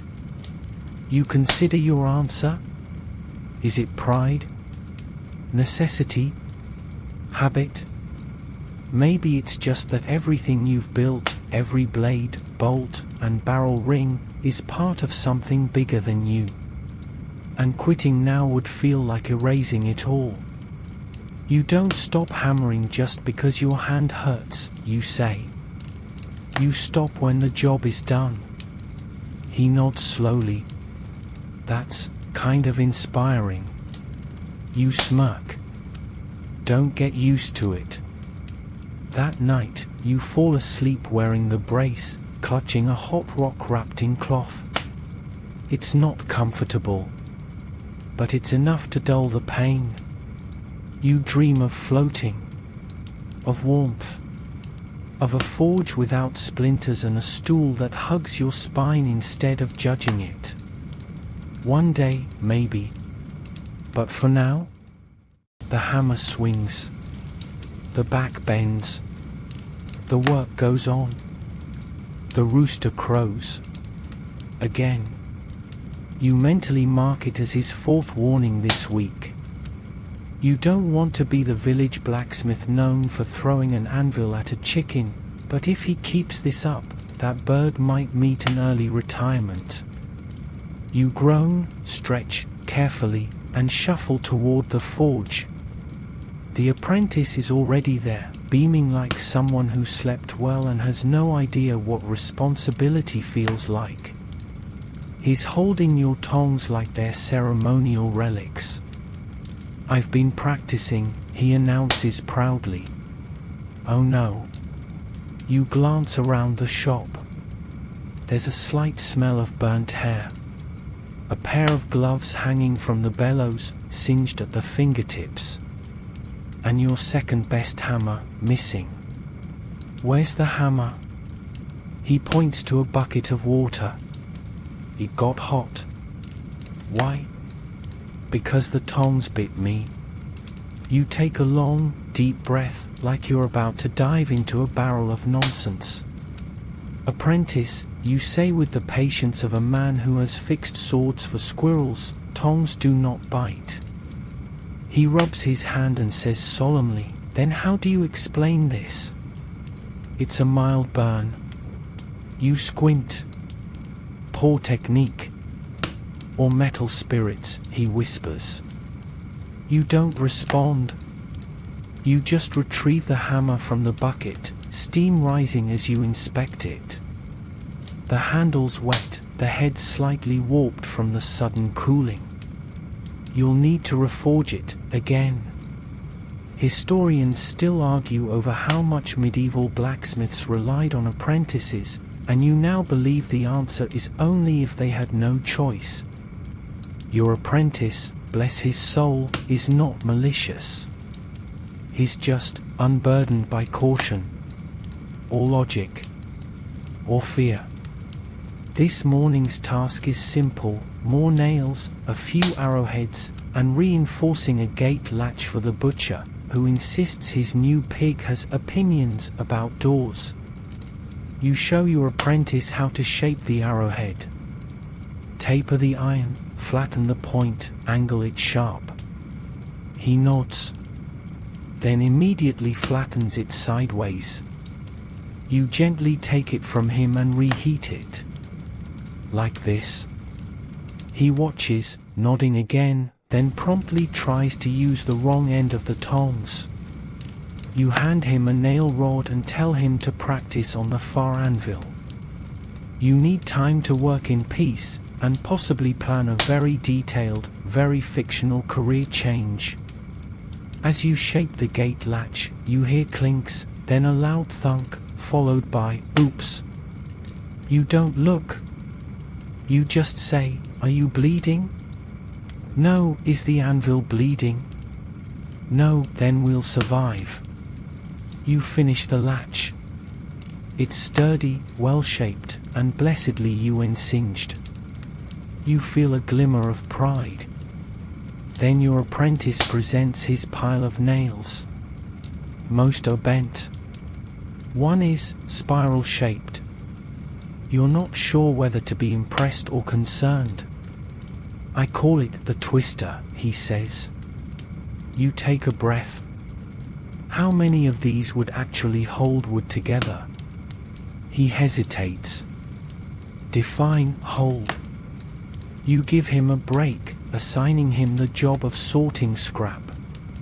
He actually seems to enjoy it, building little towers out of iron shards and narrating their imaginary lives. This one was a brave knight, he says, holding a bent spike. You shake your head and return to your work. By noon, you've shaped a dozen arrowheads, reforged the hammer, and wrapped the latch for delivery. You feel semi-accomplished. Until your apprentice holds up a metal loop and asks, "Is this jewelry or a trap?" "Depends on who's wearing it," you reply. For lunch, he brings you a chunk of bread and something he calls apprentice stew. You ask what's in it. He grins. You don't eat it. That afternoon, the apprentice decides to improve the bellows. You catch him just before he ties a rope to the goat and starts yanking it like a pulley system. Stop. Right now? But it's hands-free. It's goat-assisted chaos. He sighs. You never let me innovate. You pat his shoulder. Let's innovate with cold metal next time. As the sun begins to sink, you give him a final task, sweeping the forge floor. He takes it seriously. Sweeps like a man possessed. Even gets the corners. You watch in awe, wondering if he's secretly been possessed by a competent ghost. Then he trips over his broom, crashes into the barrel, and knocks over a crate of half-finished tools. You close your eyes. Breathe. Count to 10. Then 20. He sits up, covered in soot, and says, "So, progress?"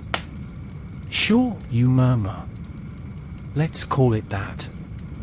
That night, you find a small, badly made iron flower left on your workbench. For the master smith, a note reads. You smile. Just a little. Because despite everything, despite the burns, the bent nails, the near-goat-based disaster, you're training someone. Slowly. Badly. But still. And maybe one day, he'll stop talking to tongs. This morning, you try something radical. You sit up slowly. You breathe. You wiggle your toes and flex your fingers before rising from bed like some kind of reasonable human instead of a creaking pile of regrets. It almost works, until you stand and immediately smack your shin into the corner of your anvil stool. So much for grace. Your stomach growls, reminding you that yesterday's dinner was half a hunk of cheese and a slice of bread so hard it could be used as a weapon. You shuffle toward the hearth and poke at the cold embers, wishing breakfast would cook itself. No such luck. Instead, you reach for your meager pantry and survey your choices: stale bread, turnips that are more like bricks, a lump of cheese covered in a layer of forge dust, and something in a jar that you think used to be soup. You nibble the cheese. It crumbles like betrayal. The bread, after much gnawing, becomes edible. Kind of. You chase it with a turnip slice and immediately question your life decisions. Historians often discuss the medieval peasant diet in broad strokes: grains, legumes, the occasional salted meat if you're lucky.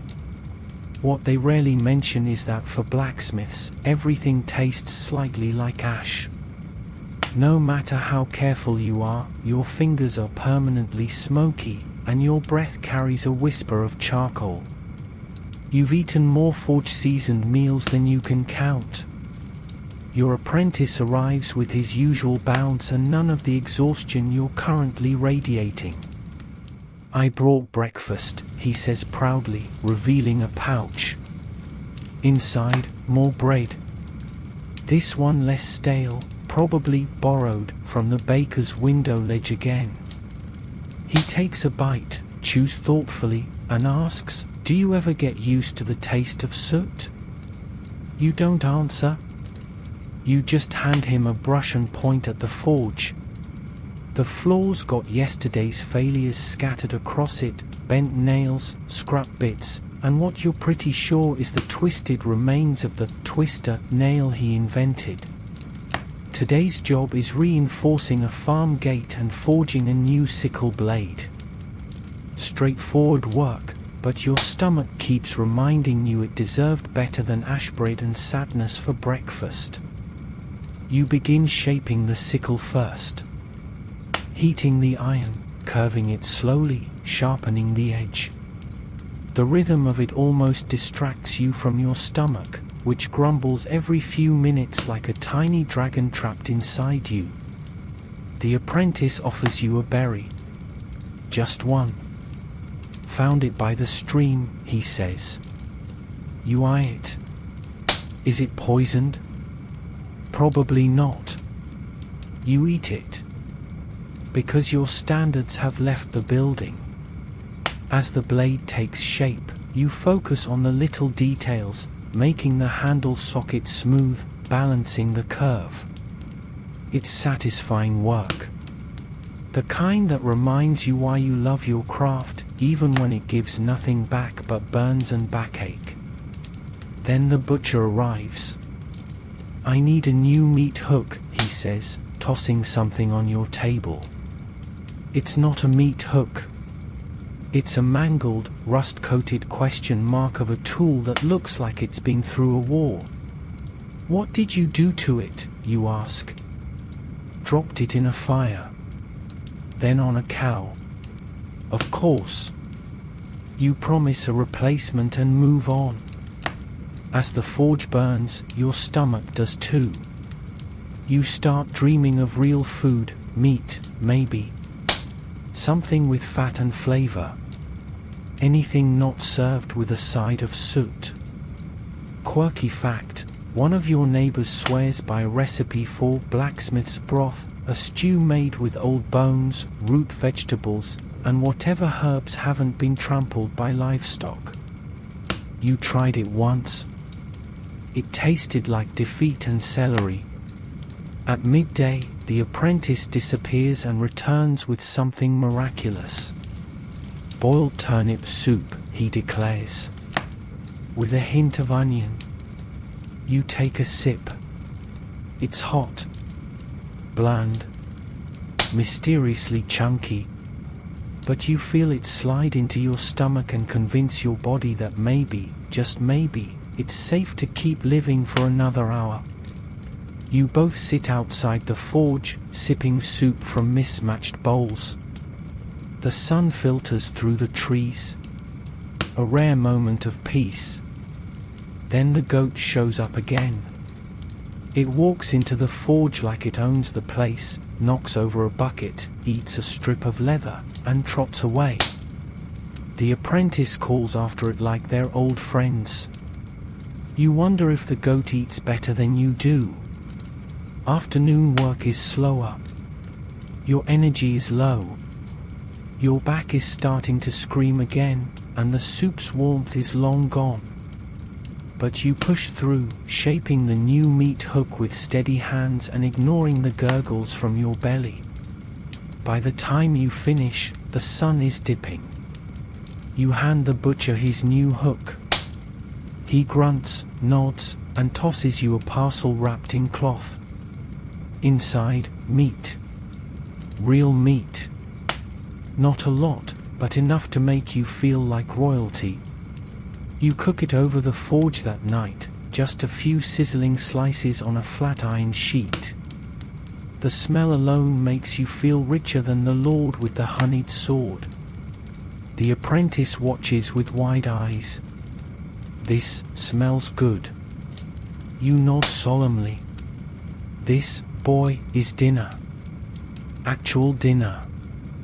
You both eat in silence, savoring every bite like it might vanish mid-chew.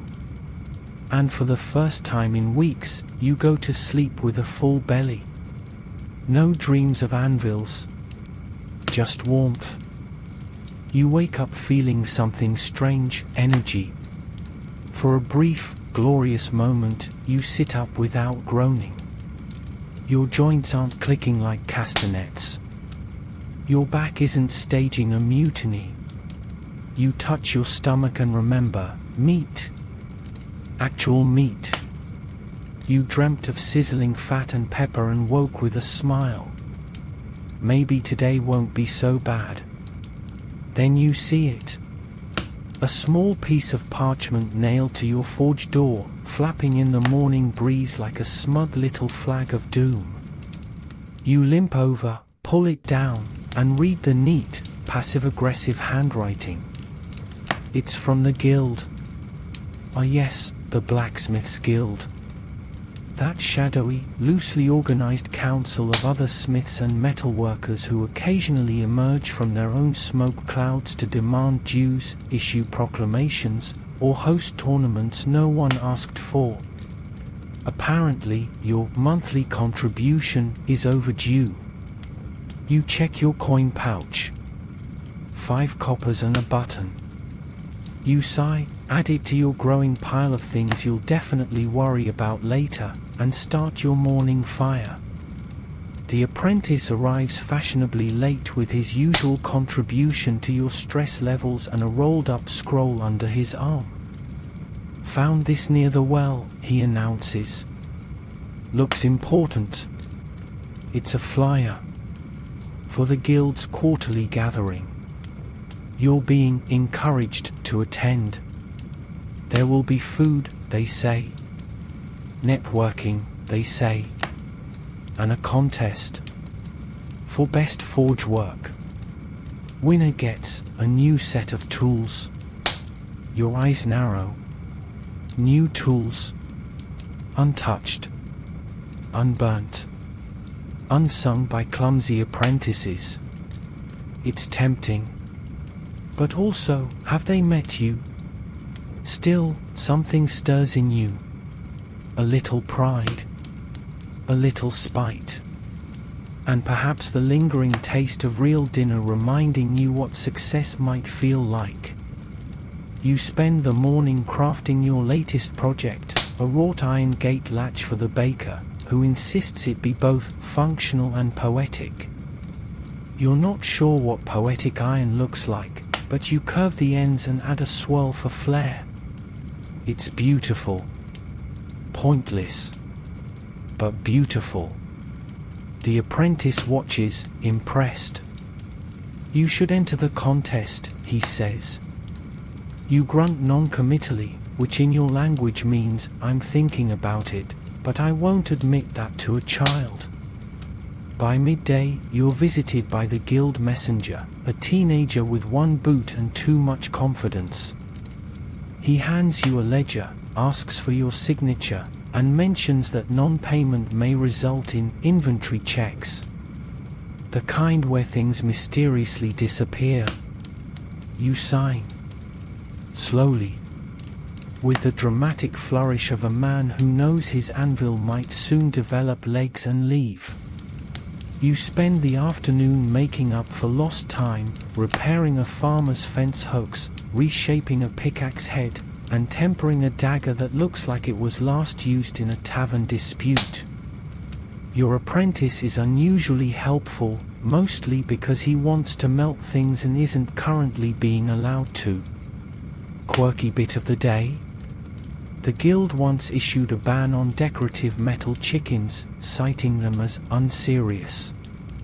You still made one, just to see if they'd notice. It now guards your window, proudly.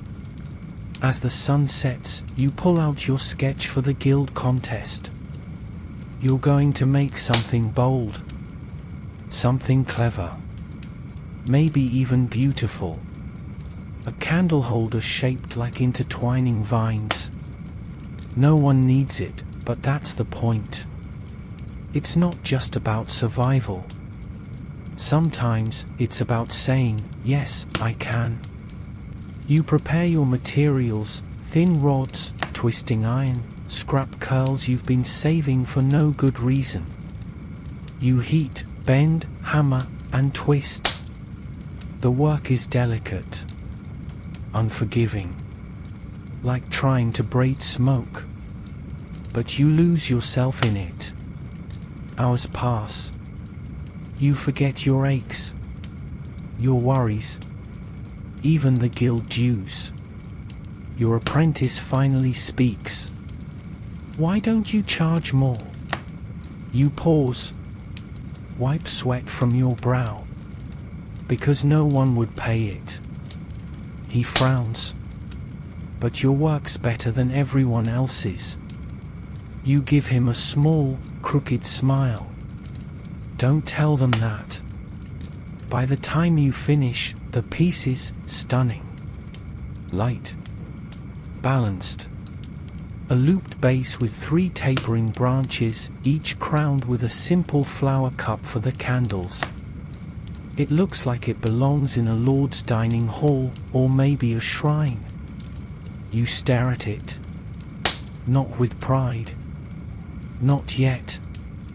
But with the cautious approval of a parent who's just seen their child not trip over their own feet for once. You set it gently on the shelf. Tomorrow you'll deliver the latch. Fix the bellows. Maybe even polish your anvil. And maybe you'll go to the guild meet. You fall asleep beside the forge, the candle holder still glowing in your mind. And for once, you dream not of work, but of something else entirely. Victory. It's the middle of the night when the banging starts. Not rhythmic, not polite, this is full-blown, panicked hammering on your forge door. You jolt awake, trip over your apprentice, who somehow rolled himself into your extra apron like a burrito, and stub your toe hard enough to see God. You hobble to the door, yank it open, and there stands a squire. A drunken one. He's panting, wild-eyed, armor askew, and holding the limp remains of what might have once been a sword. You've got to help, he gasps. It snapped. I need it fixed before dawn. You blink. Then blink again. Why? He gestures vaguely toward the woods. There was a duel. Or a bear. Maybe both. Anyway, I'm expected at training come sunrise and my lord can't know I broke it. You look at the sword. The blade is bent, cracked at the hilt, and covered in what you hope is mud. You don't ask questions. Mostly because your brain is still waking up and your toe still thinks it's dying. You have coin, you ask. The squire reaches into his pouch. Produces a single silver coin and 3 raisins. Payment and snacks, he says hopefully. You take the coin. The raisins you leave for the goat. You fire up the forge. The apprentice stirs, mumbling something about dragon teeth and waffles, then falls back asleep. The forge hisses to life. You strip off your sleep shirt and throw on your work apron. The squire stands awkwardly in the corner, clutching a candle and swaying slightly. You begin the repair. It's not simple. The break is bad. The steel's thin. But you've done worse with less. Historians still argue how common late-night smithing was in medieval villages. You can confirm, way too common. Because when the noble class goes drinking, the working class goes hammering. You shape a new tang, weld it into the hilt, reforge the blade's base, and do your best to rebalance the weight. Every step takes precision, and a whole lot of grumbling. The squire nods off halfway through, seated in your woodpile with his helmet slipping over his eyes. The sword is done just as dawn's first light seeps over the hills. It's not elegant, but it'll pass muster. Probably. You nudge the squire awake. He blinks, groans, then takes the blade. He swings it experimentally, grins, and says, "You're a genius." "No," you reply. "I'm just tired." He stumbles off, muttering something about dueling etiquette and mushroom ale. You close the door. Sit down. Stare at your hands. Burned again. Not badly. Just enough to sting when you finally notice. You sleep for an hour, maybe. Then the rooster crows. Of course. Your apprentice wakes, sees the cooled forge, and says, "Were you working?" You nod. "At night?"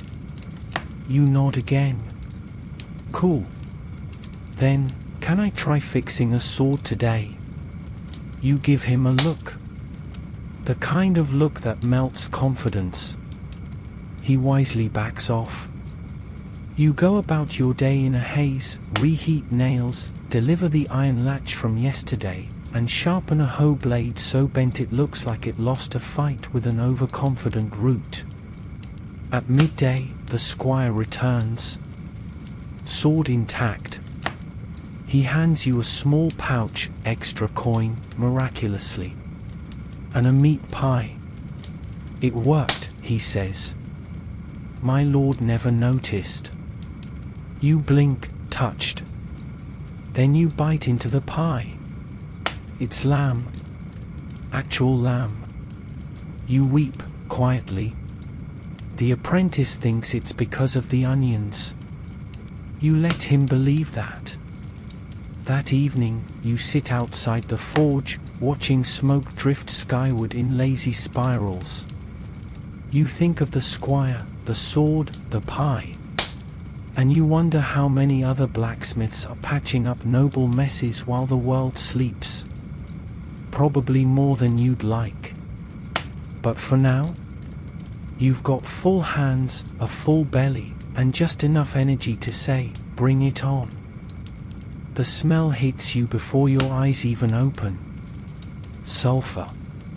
Sharp, pungent, and aggressive, like the earth itself just passed gas directly into your forge. You sit up groggily, confused, mildly concerned, and a little hungry, because honestly, it also smells faintly of eggs. The apprentice is outside, digging like he's found buried treasure. You peer over the fence and ask, "What, in the name of bent iron, are you doing?" He grins. "Found a rock that smells weird. Might be gold." You blink at him. "It's not gold." "Could be." You sigh. Again. "Bring it here." He does. It's yellowish, crusty, and crumbles slightly in your palm. You recognize it instantly. Sulfur. Pure, nose-hair-burning sulfur. Did you dig near the old stream bed? Yeah. Of course. That stream's been a mess ever since the tanner dumped 3 years' worth of leather scrap upstream and turned it into a festering brew of regret. You glance at the forge, then back at the rock. Your mind starts racing. Because deep down, there's still a flicker of curiosity in you. A voice that says, "What if? What if there is something valuable in that crusty yellow nonsense?" So you toss a fragment into the forge. Just to see. The sulfur hits the coals and releases a hiss and puff of white smoke so vile you almost fall over. The apprentice applauds. The goat flees.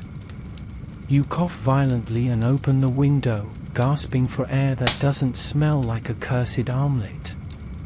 You spend the morning fanning the shop and grumbling about alchemical curiosity, a term the apprentice repeats all day like it's the name of a bard band. Historians still debate how much blacksmiths dabbled in protochemistry. You now believe the answer is enough to regret it. Once the air clears, you get back to your actual job, reforging a cracked ore pick for the local miner. He found a seam near the edge of the forest, thinks it might be silver, and wants his tools ready just in case. You inspect the pick. The handle's worn, the iron head pitted and split. You set to work, heating, folding, reshaping. As you hammer, you think of all the things pulled from the earth: iron, copper, stone, and yes, sulfur. Each one with its own rules, its own dangers. The apprentice sits nearby, turning the rest of the sulfur rock into weird little sculptures. "This one's a dragon," he says, holding up something that looks more like a depressed chicken. The miner arrives just before dusk, picks up the repaired tool, and leaves you with a tale of the glowing vein he uncovered. Your ears perk up. "Glowing?" you ask. "Only when it rains," he says, nodding gravely. "Could be magical. Or cursed. Or sulfur," you mutter. But now your mind's really going. You spend the evening rummaging through your scrap pile, pulling out old crucibles, molds, even that chunk of copper you meant to turn into a basin last winter but used instead to prop open the chicken coop. You heat the copper, toss in a pinch of sulfur dust, and watch. It bubbles, spits, then calms. The color shifts, just slightly. Not magic. Not gold. But something new. Maybe something useful. Quirky fact of the day: there's a legend about a blacksmith who accidentally discovered fireworks by mixing saltpeter, charcoal, and sulfur in his forge. You now suspect that man was just very bored and very reckless. You file the experiment away for later. Your real job isn't making things explode, despite what your apprentice believes. It's keeping the village together one hinge, blade, and bolt at a time. Still, as you clean up, you pocket a shard of that sulfur rock. Just in case. That night, you eat dried fruit and cheese and imagine a world where your forge doesn't smell like a dragon's armpit. You fall asleep thinking about glowing veins in the forest and wonders buried just beneath the soil. Not everything in your life is suit and repetition. Sometimes it's sulfur and surprise. Market day again. You can tell because the streets are already full of shouting, clinking carts, and the unmistakable sound of someone arguing over the price of turnips as if their life depends on it. You groan, pull on your boots, which are still damp, of course, and shoulder your travel forge pack. But today is special. Today, you're going to the fair. Not just any fair, the village fair. A once-a-year event where everyone dresses slightly nicer than usual, eats food slightly worse than usual, and buys trinkets they'll regret by next week. And you? You're debuting your finest decorative knives. It started months ago, on a rare day without orders. You'd shaped a little blade, curved, light, with a vine pattern on the spine, and thought, why not? You made 3 more. Then 5. Then 10. No 2 alike. Handles of wood, bone, horn. Some etched. Some wrapped. all sharp enough to turn heads. You pack your best dozen into a crate lined with straw and haul them to your stall, sandwiched between the woman who sells healing salves that smell like swamp, and a man who juggles eggs and shouts, "Behold," every 20 seconds. You lay your knives out with pride. They gleam in the morning light, catching attention immediately. The fair kicks off. Music plays, badly. Children dart between stalls. You get your first customer, a traveling merchant with too many rings and not enough manners. "These are charming," he says, picking up a leaf-shaped blade. "Did you really make them?" You resist the urge to respond with sarcasm and just nod. He haggles. Hard. You give him a fair price. He laughs. Offers a third. You shake your head. He shrugs, drops a coin, and walks off with the knife anyway. Progress. Next comes a baker's wife who marvels at the floral etching on a curved blade. "It's almost too pretty to use," she says. "But I'll cut my pies with it anyway." You make a sale. You allow yourself a sliver of pride. By midday, you've sold 5 knives. Not bad. Not brilliant. But better than nails. And then, disaster. A shriek near the livestock tent. A goat running loose. And a boy, maybe 10, maybe demon-possessed, clutching one of your knives like it's a toy sword. You sprint. Not quickly. Not elegantly. More like a limping charge. You reach him just in time to see him chasing a panicked goat with your rose-handled blade. You shout. He freezes. The goat bolts. The knife? Covered in something. Possibly butter. Possibly goat shame. You snatch it from him, scold him gently, but firmly, and return to your stall. The knife's fine. A little scuffed. Your reputation? Slightly bruised. Then the fair organizer strolls by. "Problem?" he asks, eyeing the commotion. "Child with a knife," you reply. "Mine." He frowns. "That's not allowed. Weapons can't be sold to children. I didn't sell it to him." Still, he scratches his chin. "Maybe pack it up early." You blink. "Because of a goat?" He shrugs. "Rules are rules." And just like that, you're banned. Not permanently. Just from selling knives. Decorative or not. Too risky, they say. You pack your crate in silence, surrounded by other stalls booming with business. You feel a mix of frustration and dark amusement. Only you could get expelled from a fair for success. Your apprentice finds you later, clutching a stuffed badger on a stick and a mouthful of candied plum. "Did we win?" he asks. "No," you say. "We lost. To livestock." He nods solemnly. The goat wins again. Back at the forge, you unpack the knives. They're still beautiful. Still yours. One has a dent. You decide to keep that one. Call it battle-tested.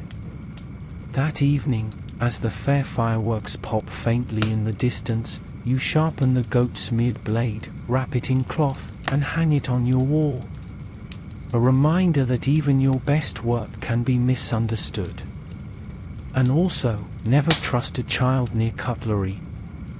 The morning starts with knocking. Not the usual polite kind.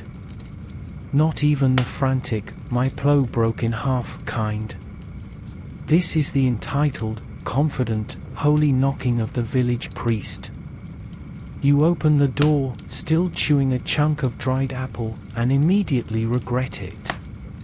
"Blessings upon you," Father Gilwyn says, smiling with the serene menace only clergy can pull off. "Depends on what you're about to ask," you reply. He doesn't flinch. "The church needs a new gate." You blink. "The iron one I fixed 6 weeks ago?" "Yes," he says. "But this one must be divine." "Divine?" He nods slowly, like you've just volunteered. "With crosses and curves. Maybe a dove." You stare at him. "So, free." He frowns in the way that says, "I didn't say that out loud, but yes." It's a common theme. People assume blacksmithing for the church is just a step below sainthood. But iron doesn't care about your piety, it bends for coin, not communion wafers. You sigh. "Fine. But I need time. And metal. And I'm not working for stew again." "Of course not," he says, smiling the smile of a man who absolutely intends to pay you in stew. You start sketching. A double-arched iron gate with a central cross motif, 2 decorative scrolls, and, because you're feeling generous, a dove design at the top that sort of looks like a pigeon doing yoga. Divinish. The apprentice peers over your shoulder. "Are you charging for this?" You grunt. That's a no. He wisely retreats. You gather scrap iron and begin shaping the frames. It's tedious. The curves must be exact. The joints seamless. And the whole thing must look like it came from heaven while being built with the resources of a broom closet. By mid-morning, you're drenched in sweat, your arms already sore. The dove is proving difficult, it keeps looking either terrified or constipated. You finally settle on noble confusion. Historians argue whether church commissions were considered prestigious or exploitative. You know the answer. It's both. You try to stay focused. But every few minutes, someone wanders in, the cooper, needing a rivet fixed. The tanner, offering a great deal on soggy leather. A small child with a broken pot handle and big eyes. You fix the rivet. Decline the leather. Repair the pot. All while hammering holy curves into bar stock and trying not to curse at the dove. By afternoon, the gate is taking shape. It's elegant. It's firm. It squeaks slightly, but so does the priest when he laughs. You call it thematic. Then Father Gilwyn returns. He studies the gate like he's reading scripture. It's acceptable. Acceptable. He nods. It needs more grace. You stare at him. It's a gate. Exactly, he says, as if that clarifies everything. You grind your teeth, but nod. Fine. I'll add another scroll. You do. It's unnecessary. But it buys silence. As you weld the final pieces, sparks dance in the air. The forge roars. The apprentice fans the bellows while humming something that sounds vaguely like a hymn mixed with a drinking song. Finally, you cool the gate. Polish the curves. Touch up the dove's eye so it looks less haunted. You wheel it to the chapel with a creaking cart and your apprentice riding on top like a triumphant squirrel. Father Gilwyn inspects it. Smiles. Claps. Truly divine, he says. You wipe your brow, hold out your hand. Payment. He tilts his head. "Ah yes. I prepared a basket." You peek inside. Stew. Again. With bread. And something pretending to be pie. You sigh. Accept it. Walk back home with the apprentice balancing the pie on his head for core strength. That night, you eat the stew. It's mostly carrots and penance. But the gate looks good. Really good. And sometimes, that's enough. There's a breeze this morning, a rare one. Soft, cool, and not carrying the smell of pigs or regret. You savor it, standing at your forge doorway with your mug of barley tea, which is really just hot water pretending to be flavor. Across the square, the baker's daughter is laughing with the weaver's apprentice. You've seen that look before, the one that says, "I hope you like turnips, because we're going to live on them together forever." You remember being that young, that hopeful, that unsinged. You were going to be a great blacksmith back then. Make swords for kings, armor for heroes. You even courted the baker's daughter for a while yourself, years ago now. She had a laugh like bells and a glare that could bend metal. But she said you always smelled like charcoal and frustration. You did. You still do. You shuffle inside, light the forge, and start the day. Your first customer? The butcher, again. This time he's broken his cleaver handle. "What were you doing with it?" you ask. He shrugs. "Pig got rowdy." You decide not to follow up. You craft a new handle from a seasoned oak branch, shape it to fit, and wedge it in tight. It's smooth, solid, satisfying. You hand it back. He nods, tosses you a single coin and a strip of jerky that tastes like wooden ambition. You chew thoughtfully. Then comes the tanner's boy, holding a bent chisel. Dad says sorry, he mumbles. He sat on it. You don't laugh. You don't even smirk. You just fix it.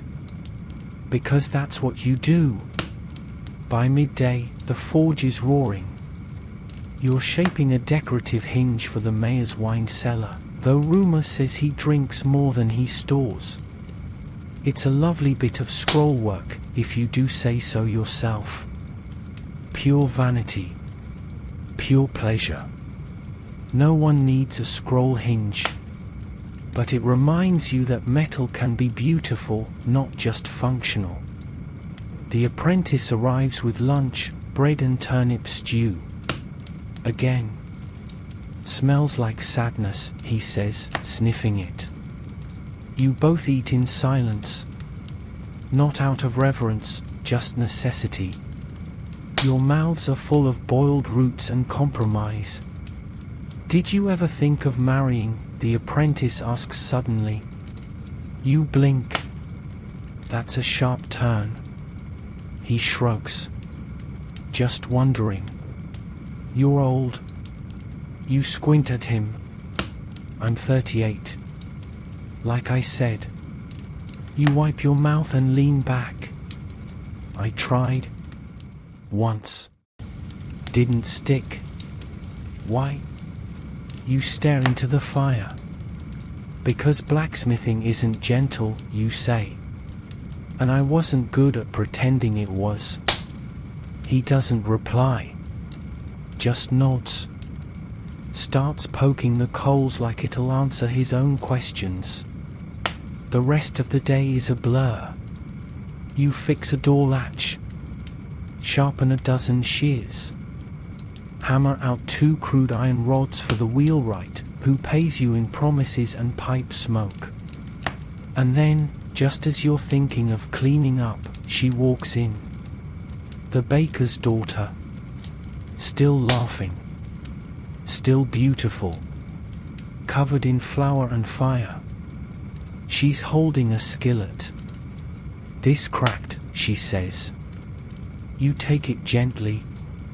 "Too much heat." She grins. "Or maybe it missed you." You glance up. She's not teasing. Not quite. You nod, fix the skillet, add a little decorative twist to the handle. She watches your hands. You pretend not to notice. When you hand it back, she leans in close and whispers, "If I bring it back broken next week, will you fix it again?" You pause. Smile.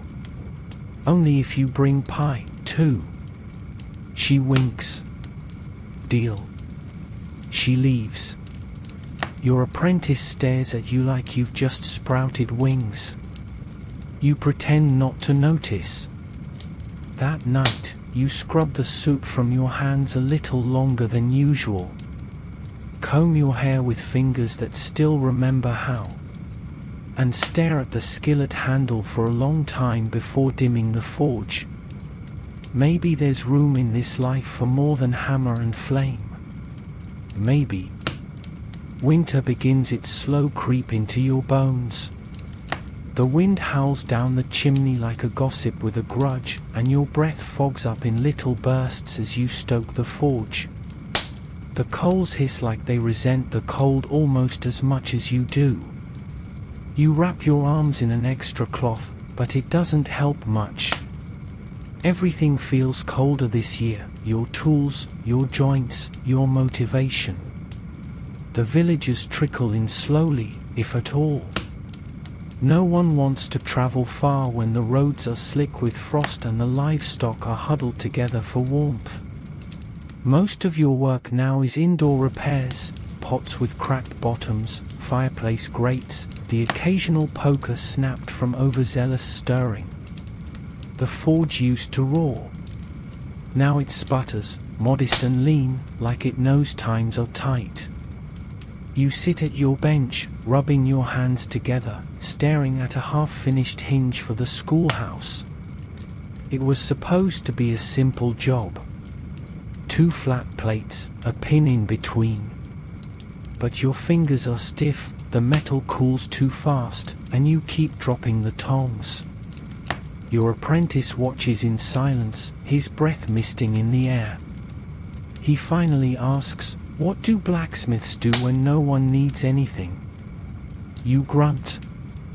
"They keep needing things. They just can't pay." He nods. Says nothing. You toss more coal on the fire, though your stockpile's dangerously low. You were supposed to trade for more last week, but the charcoal merchant slipped on ice and broke his leg. Now he's laid up in bed, muttering about the fragility of bones and commerce. Historians often mention the hardships of winter in medieval life, crop failures, disease, wolves. You'd add no work to the list. Not glamorous. Not deadly.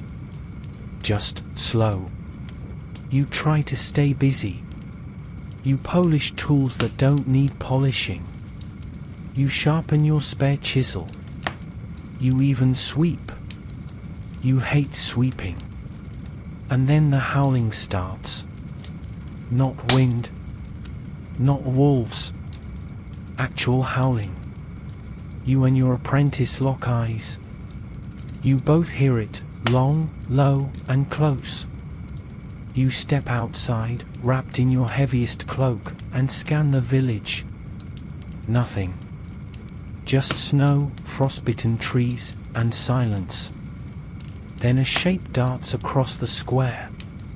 Four-legged. Low to the ground. A flash of white fur. A wolf. Your heart skips. You're not a hunter. You're not even particularly fast. But a blacksmith defends his forge. You reach for your heaviest hammer and light a torch. Villagers are peeking through shutters, whispering, locking doors. The priest rings a bell. because that'll help. You patrol the perimeter of your shop, heart racing, breath sharp in your lungs. You find tracks by the woodpile. Then nothing. Just quiet. And snow. You return inside, shake the frost from your cloak, and poke at the fire until it spits and roars again. Your apprentice tries to pretend he wasn't hiding behind the barrel. You let it slide. That night, no one comes by. No clients. No deliveries. Just the wind and the crackling of your fire. You eat stale bread soaked in weak broth. It tastes like wet wood and patience. You fall asleep in your chair, blanket over your knees, hands still stained with soot. In your dreams, the forge is warm again. The hammer swings true. And no one is afraid of the dark. You wake to silence. The good kind. The calm kind. And you get to work. Because even in winter, even when no one's knocking, a blacksmith does what he does best. He endures. The frost doesn't melt today. Not even when the sun climbs above the hills like it's trying to prove it still exists. The air stays sharp, dry, and biting, and every breath feels like a mouthful of glass splinters. You wrap your scarf tighter and coax the forge back to life with fingers that don't want to bend. Your stomach growls. Again. Food's been scarcer. The stew pot's been more bone than broth lately, and the bread is mostly crust these days. You catch your apprentice gnawing on a turnip like a squirrel. He shrugs when you look at him. It's plague season. No one says it aloud, but you can feel it in the way the streets are quiet. The way the chapel bells ring more often. The way people leave things at your door and knock without waiting. Tools, weapons, broken bits of iron, desperate requests with no names attached. You fix them anyway. Because you know what desperation feels like. You're in the middle of restrapping a cracked cauldron when the miller shows up. Gaunt, pale, eyes like sunken coins. "Can you do this one for less?" he asks, laying down a sickle. "Time's a thing." You look at the blade. It's worn. Dull. The handle wrapped in what looks like a bed sheet. You nod. "Leave it." He hesitates, then adds a pouch. You expect coin. It's dried apples. You accept it like it's treasure. Historians still argue how severely the Black Death and other outbreaks impacted rural tradespeople. You'd like to tell them, we didn't stop. We couldn't. Because when everything else falls apart, someone still needs to fix the gates. Make the nails. Mend the locks. Death doesn't bend iron. But people do. That afternoon, you hear news, another village, half a day's ride away, has closed its borders. Sick farmers, dying livestock. Trade routes cut off. Prices rising. Coins growing scarce. One merchant says there's talk of rationing salt. Salt. The one thing that keeps meat from turning into disappointment soup. You check your stores. Enough for a week. Maybe 2. If you share. Which you do, because your apprentice keeps eating everything not nailed down and one thing that was. He watches you inventory supplies and asks, what happens if people stop coming? You pause. Then we start making things no one asked for. He tilts his head. Like. You gesture to your shelf, an iron rose, a twisted spoon, a small, ornamental frog made from spare horseshoe scraps. Hope, you say. In metal. He looks at the frog. That's hope. Maybe. Or a paperweight. By evening, your hands are sore and your head aches from the cold. You finish the sickle, polish it gently, and hang it with care. The forge burns low, the smoke curling around your shoulders like an old friend. Then there's a knock. Soft. Hesitant. You open the door. It's the herbalist. She's flushed, carrying a heavy bag and wearing gloves up to her elbows. Need iron rings, she says quietly. 4 barrels. Lots of them. For boiling. Cleaning. You know what she means. Boiling cloth. Cleaning instruments. Wards against sickness. You nod. Soon. Tomorrow. She looks relieved. Pays in honey. Real honey. You try not to cry. After she leaves, you sit by the fire and watch the flames flicker low. The apprentice falls asleep on a pile of rags, snoring softly. You pick up a bar of iron. Begin shaping something simple. A circle. Then another. You're tired. Hungry. Aching. But you keep working. Because when the world wavers, someone has to hold it together. Even if it's with nothing more than fire and iron. Morning breaks with a stillness that feels almost sacred. No wind. No hammering. No yelling from villagers about pitchforks or squeaky hinges. Just the slow hiss of frost melting on the forge roof and the distant clink of your apprentice dropping something he shouldn't be touching. You stretch, cautiously. Your back sounds like a bag of pebbles, but at least it moves. You rub your eyes, check the fire. Still warm from last night's vigil at the anvil. You'd stayed up forging boiling rings and clamps for the herbalist, 8 of them, shaped with care, scrubbed cleaner than anything you've made in weeks. You check the rings. Still there. No rust. Each one gleams faintly in the early light. Then comes the messenger. Not from the guild. Not a noble. Just a boy. Dirty, cold, holding a rolled scrap of parchment. You unroll it. A simple message, prices reduced. Need iron. Tomorrow. Bring tools. It's from the next village over, the one hit by the fever. You stare at it. Think. Risk. Reward. You've never traveled far in winter, not without a reason.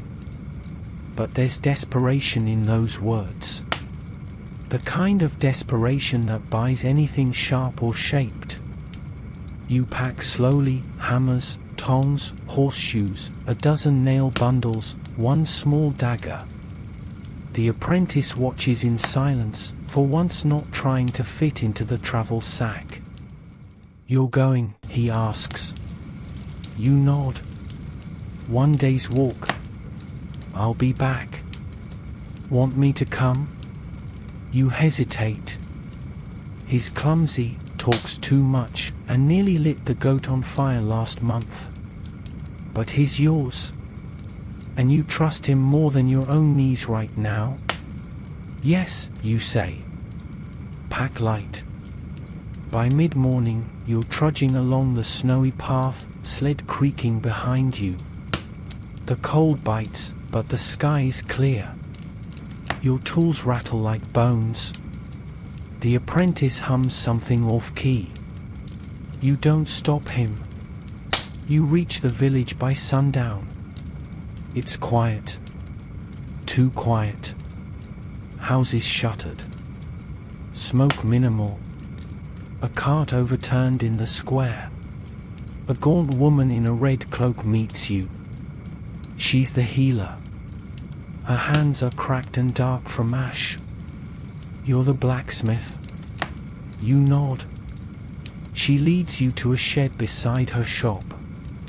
We need nails, hinges, hooks. You name it. You show her your wares. She eyes the dagger, hesitates. How much? Trade, you say. Salt, dried meat, tools I can't make myself. She nods. You trade half your inventory. In return, she gives you a bundle wrapped in cloth. Inside, dried venison, salt, and a curved all forged by her brother before he fell ill. It's beautifully made. You cradle it like a relic. Stay the night, she says. It's cold. You glance at your apprentice, who's already asleep on a bale of straw, drooling happily. You smile. All right. You sleep light, near your sled, tools cradled close. You dream of warmth, of hammering without pain, of villages where no one's sick and every job pays in laughter and braid. You wake early. Load what's left. Head home. Your apprentice chatters all the way back about snow shapes, soup dreams, and whether goats can be trained to sniff out bad iron. You nod occasionally, lost in thought. You returned with less metal, fewer tools, but something's shifted. The trip reminded you why you do this. Not just for coin or trade, but because every hinge you forge helps a door stay shut in winter. Every hook holds up a kettle of soup. Every nail means a roof stays on just a little longer. By the time you reach your forge, you're exhausted, hungry, cold, but alive. And tomorrow you'll make more, because the work never ends. And neither do you. The forge feels different today. Not because of the fire, though it crackles steady and warm, but because something inside you has shifted. A quiet sense of resolve. A feeling like you've reached the summit of some long, exhausting mountain, only to find another peak waiting just ahead. But still, there's a view here. A moment of pause. You sit on your stool, watching the apprentice sweep in slow, thoughtful arcs. He doesn't hum today. Doesn't trip. He moves like someone who understands the shape of the space now. Morning, he says, voice soft. Morning, you reply. And that's it. No goat. No explosion. No accidental forging of a two-pronged ladle. Just silence. Peaceful. Almost eerie. You inspect your tools. Burnished. Familiar. The hammers you've wielded so long they feel like extensions of your will. The tongs, shaped by fire and stubbornness. The anvil, your oldest friend, your worst critic. You reach for the job list. Blank. A rare thing, that. And as if summoned by irony itself, there's a knock. It's a boy. Small, nervous, with a wrapped bundle. My DA passed, he says. Left these. Said you'd know what to do. Inside the cloth, an old hammer, worn smooth by decades, and a folded note. Scribbled on the back of a grain tally, to the smith. Keep the forge lit. Always. You nod. No words needed. You add the hammer to your wall. Not for use. For memory. The apprentice watches. Says, he was the one who taught you, wasn't he? You nod again. And then you get to work. Not because there's an order, but because the forge is warm, and something should be made. You craft a horseshoe, not for anyone, just for practice, for perfection. You shape the arc, taper the ends, curve it just right. You etch a little symbol on the back, a tiny flame. The apprentice peeks. What's that for? For whoever finds it someday. He nods, like that makes perfect sense. Midday brings the weaver's son, his loom broke again. You shape a new shuttle rod. Fast. Smooth. He pays in wool. Good wool. You consider making mittens. Then the tanner stops by. Brings leather scraps, usable ones this time. No holes. No bite marks. You patch a torn apron, stitch your gloves, and let the apprentice try the needle. He stabs himself. Only twice. You both laugh. Evening comes fast now, with the days short and cold. You light a lantern, not for need, but for comfort. The forge dims. The tools hang still. Your apprentice packs up the floor scraps. Sweeps. Stokes the coals for tomorrow. Then he turns, hands you something. A new handle.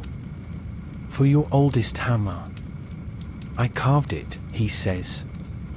Figured it deserved a second life. You take it gently. It's not perfect. A little lopsided. A little eager. But it's strong. Like him. You nod. Grip his shoulder. Say nothing. The forge sleeps. And so do you. But before the coals die, before the darkness fully wraps the shop, you hang the horseshoe on the door. Quiet. Small. A symbol. That this place, this life, matters. That someone built. And someone will continue. Even if no one notices but the wind. Now, as the forge cools and the village quiets under the blanket of another cold medieval night, you feel your breath slow. The anvil is silent. The tools are clean, resting in their places like soldiers off duty. The fire, now reduced to soft, pulsing embers, casts a warm, sleepy glow that flickers against the walls of your little shop. Outside, the wind picks up, gentle now. Just a whisper, stirring through bare trees, rustling through shutters, and dancing over rooftops that creak beneath the snow. Somewhere in the distance, a dog barks once, then settles again. And even the goats seem to respect the peace tonight. You sit for a long moment by the hearth, fingers curled around a warm mug of watered-down cider, the wood smoke clinging to your clothes like an old friend. You've worked hard. So very hard. Through heat and hunger, through injury and insults. Through snow and smoke, laughter and loneliness. But here you are. Still breathing. Still building. Still forging pieces of the world, one hammer strike at a time. Let that thought cradle you as the night deepens. Let it carry you gently away from the ache in your shoulders, the dirt beneath your fingernails, the constant clatter of work. Because in the stillness, you find something rare. Not peace, maybe, but purpose. And purpose, as it turns out, is enough. So close your eyes now. Let the forge rest. Let the world go quiet. You've earned this sleep.